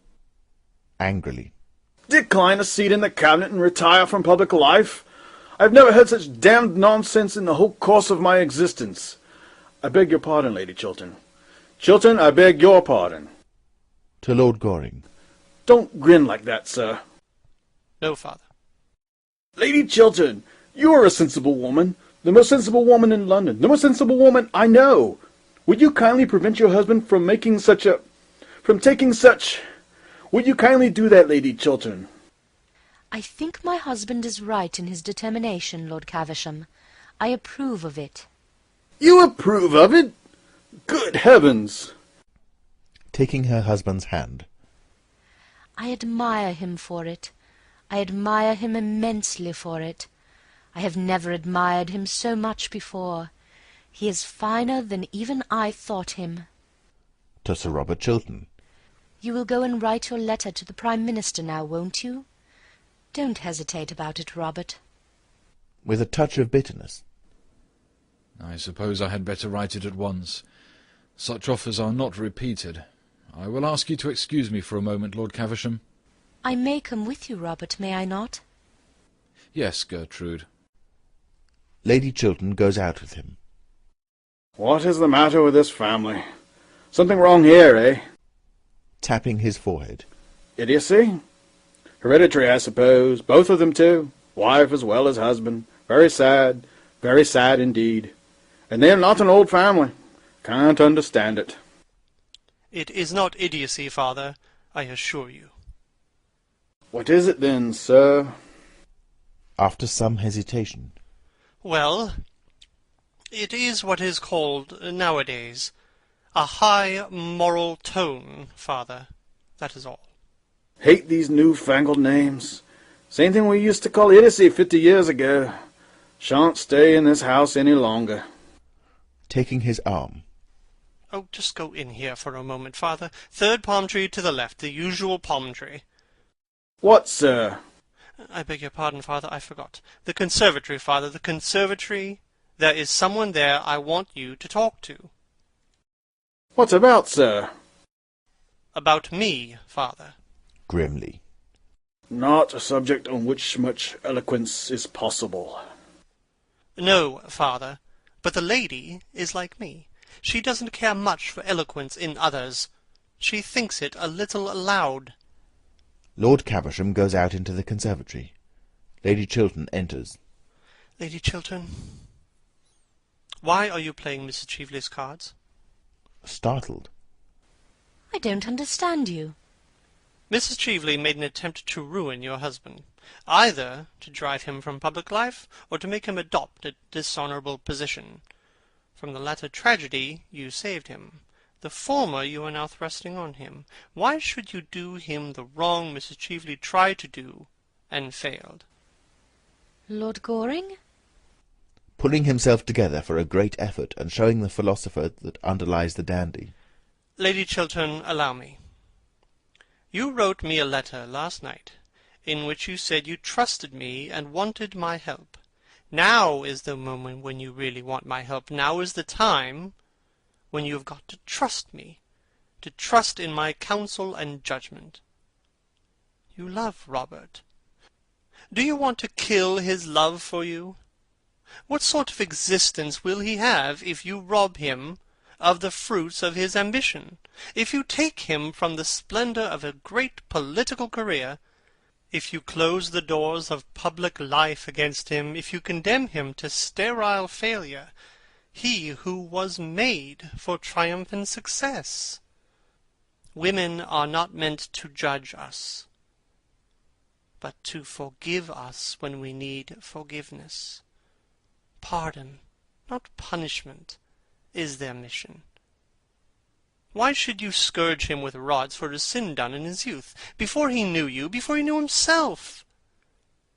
A man's life is of more value than a woman's. It has larger issues, a wider scope, greater ambitions.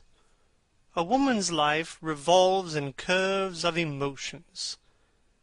It is upon lines of intellect that a man's life progresses. Don't make any terrible mistake now, Lady Chiltern. A woman who can keep a man's love and love him in return has done all the world wants of women, or should want of them. Troubled and hesitating. But it is my husband himself who wishes to retire from public life. He feels it is his duty. It was he who first said so.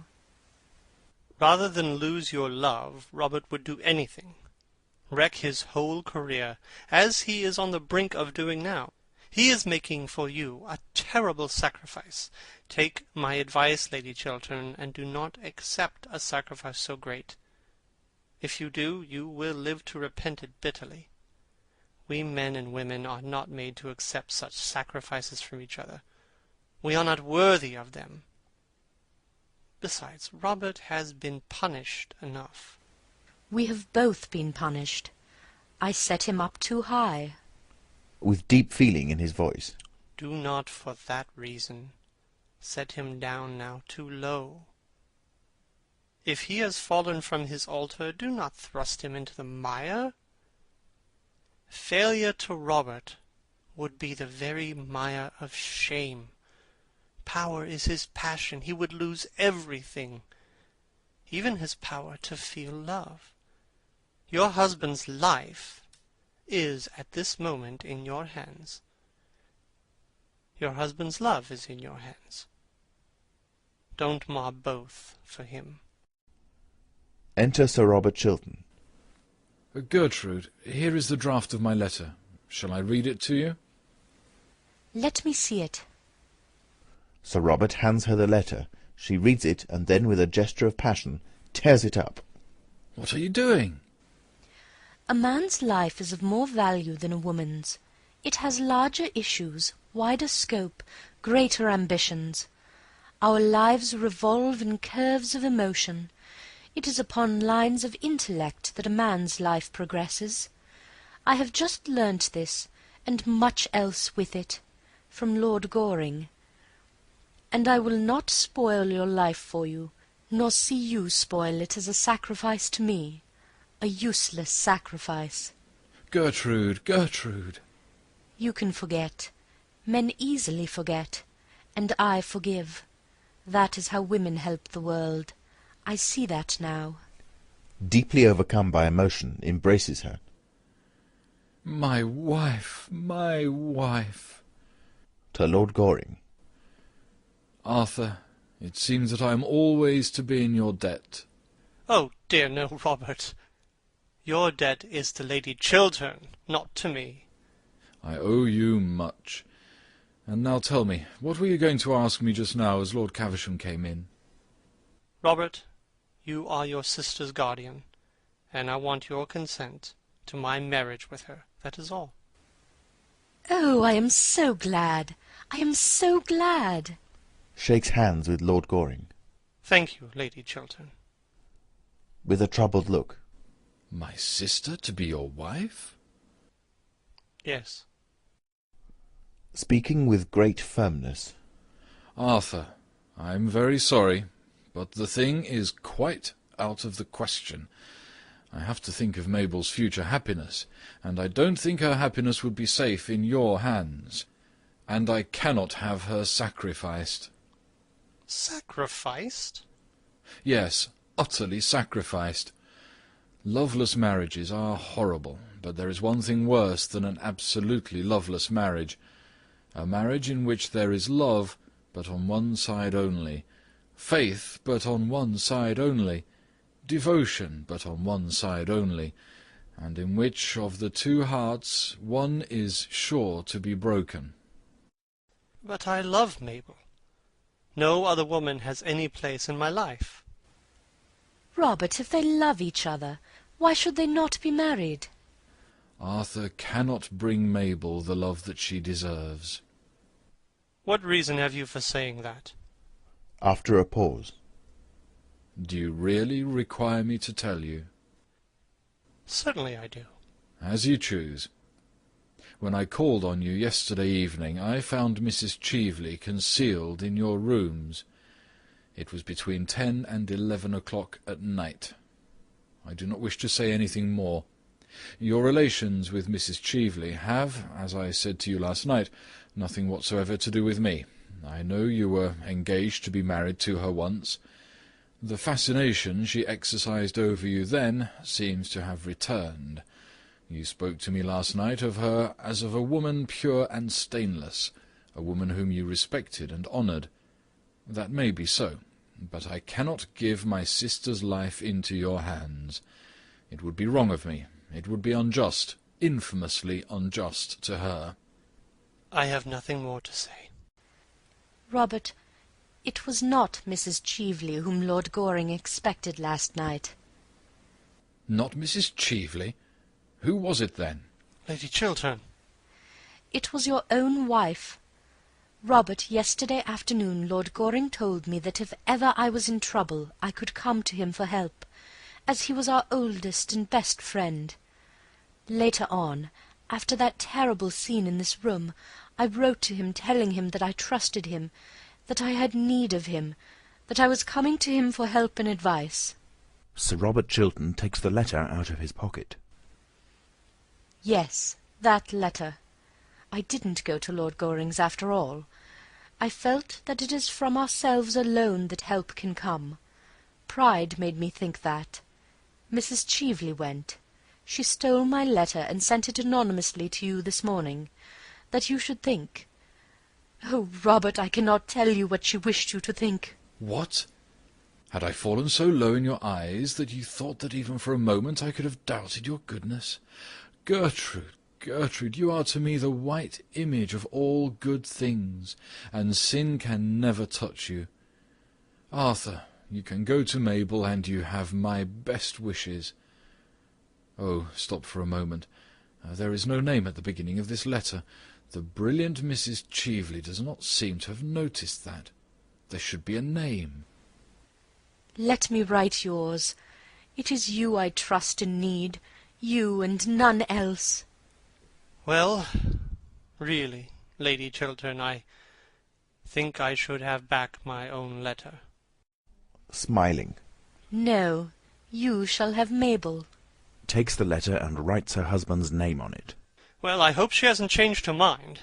It's nearly 20 minutes since I saw her last. Enter Mabel Chiltern and Lord Caversham. Lord Goring, I think your father's conversation much more improving than yours. I am only going to talk to Lord Caversham in the future, and always under the usual palm tree. Darling. Kisses her. Considerably taken aback. What does this mean, sir?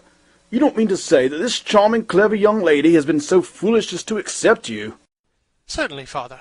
And Chiltern's been wise enough to accept the seat in the cabinet. I am very glad to hear that, Chiltern. I congratulate you, sir. If this country doesn't go to the dogs or the radicals, we shall have you as Prime Minister some day. Enter Mason. Luncheon is on the table, m'lady. Mason goes out. You'll stop to luncheon, Lord Caversham, won't you? With pleasure. And I'll drive you down to Downing Street afterwards, Chiltern. You have a great future before you. A great future. Wish I could say the same for you, sir. To Lord Goring. But your career will have to be entirely domestic. Yes, father. I prefer it domestic. And if you don't make this young lady an ideal husband, I'll cut you off with a shilling. An ideal husband? Oh, I don't think I should like that. It sounds like something in the next world. What do you want him to be, then, dear? He can be what he chooses. All I want is to be, a real wife to him. Upon my word, there is a good deal of common sense in that, Lady Chiltern. They all go out except Sir Robert Chiltern. He sinks in a chair, wrapped in thought. After a little time, Lady Chiltern returns the look for him.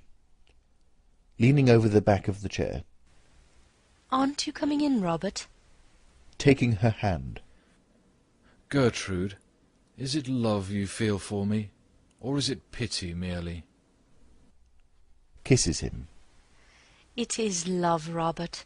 Love and only love. For both of us a new life is beginning.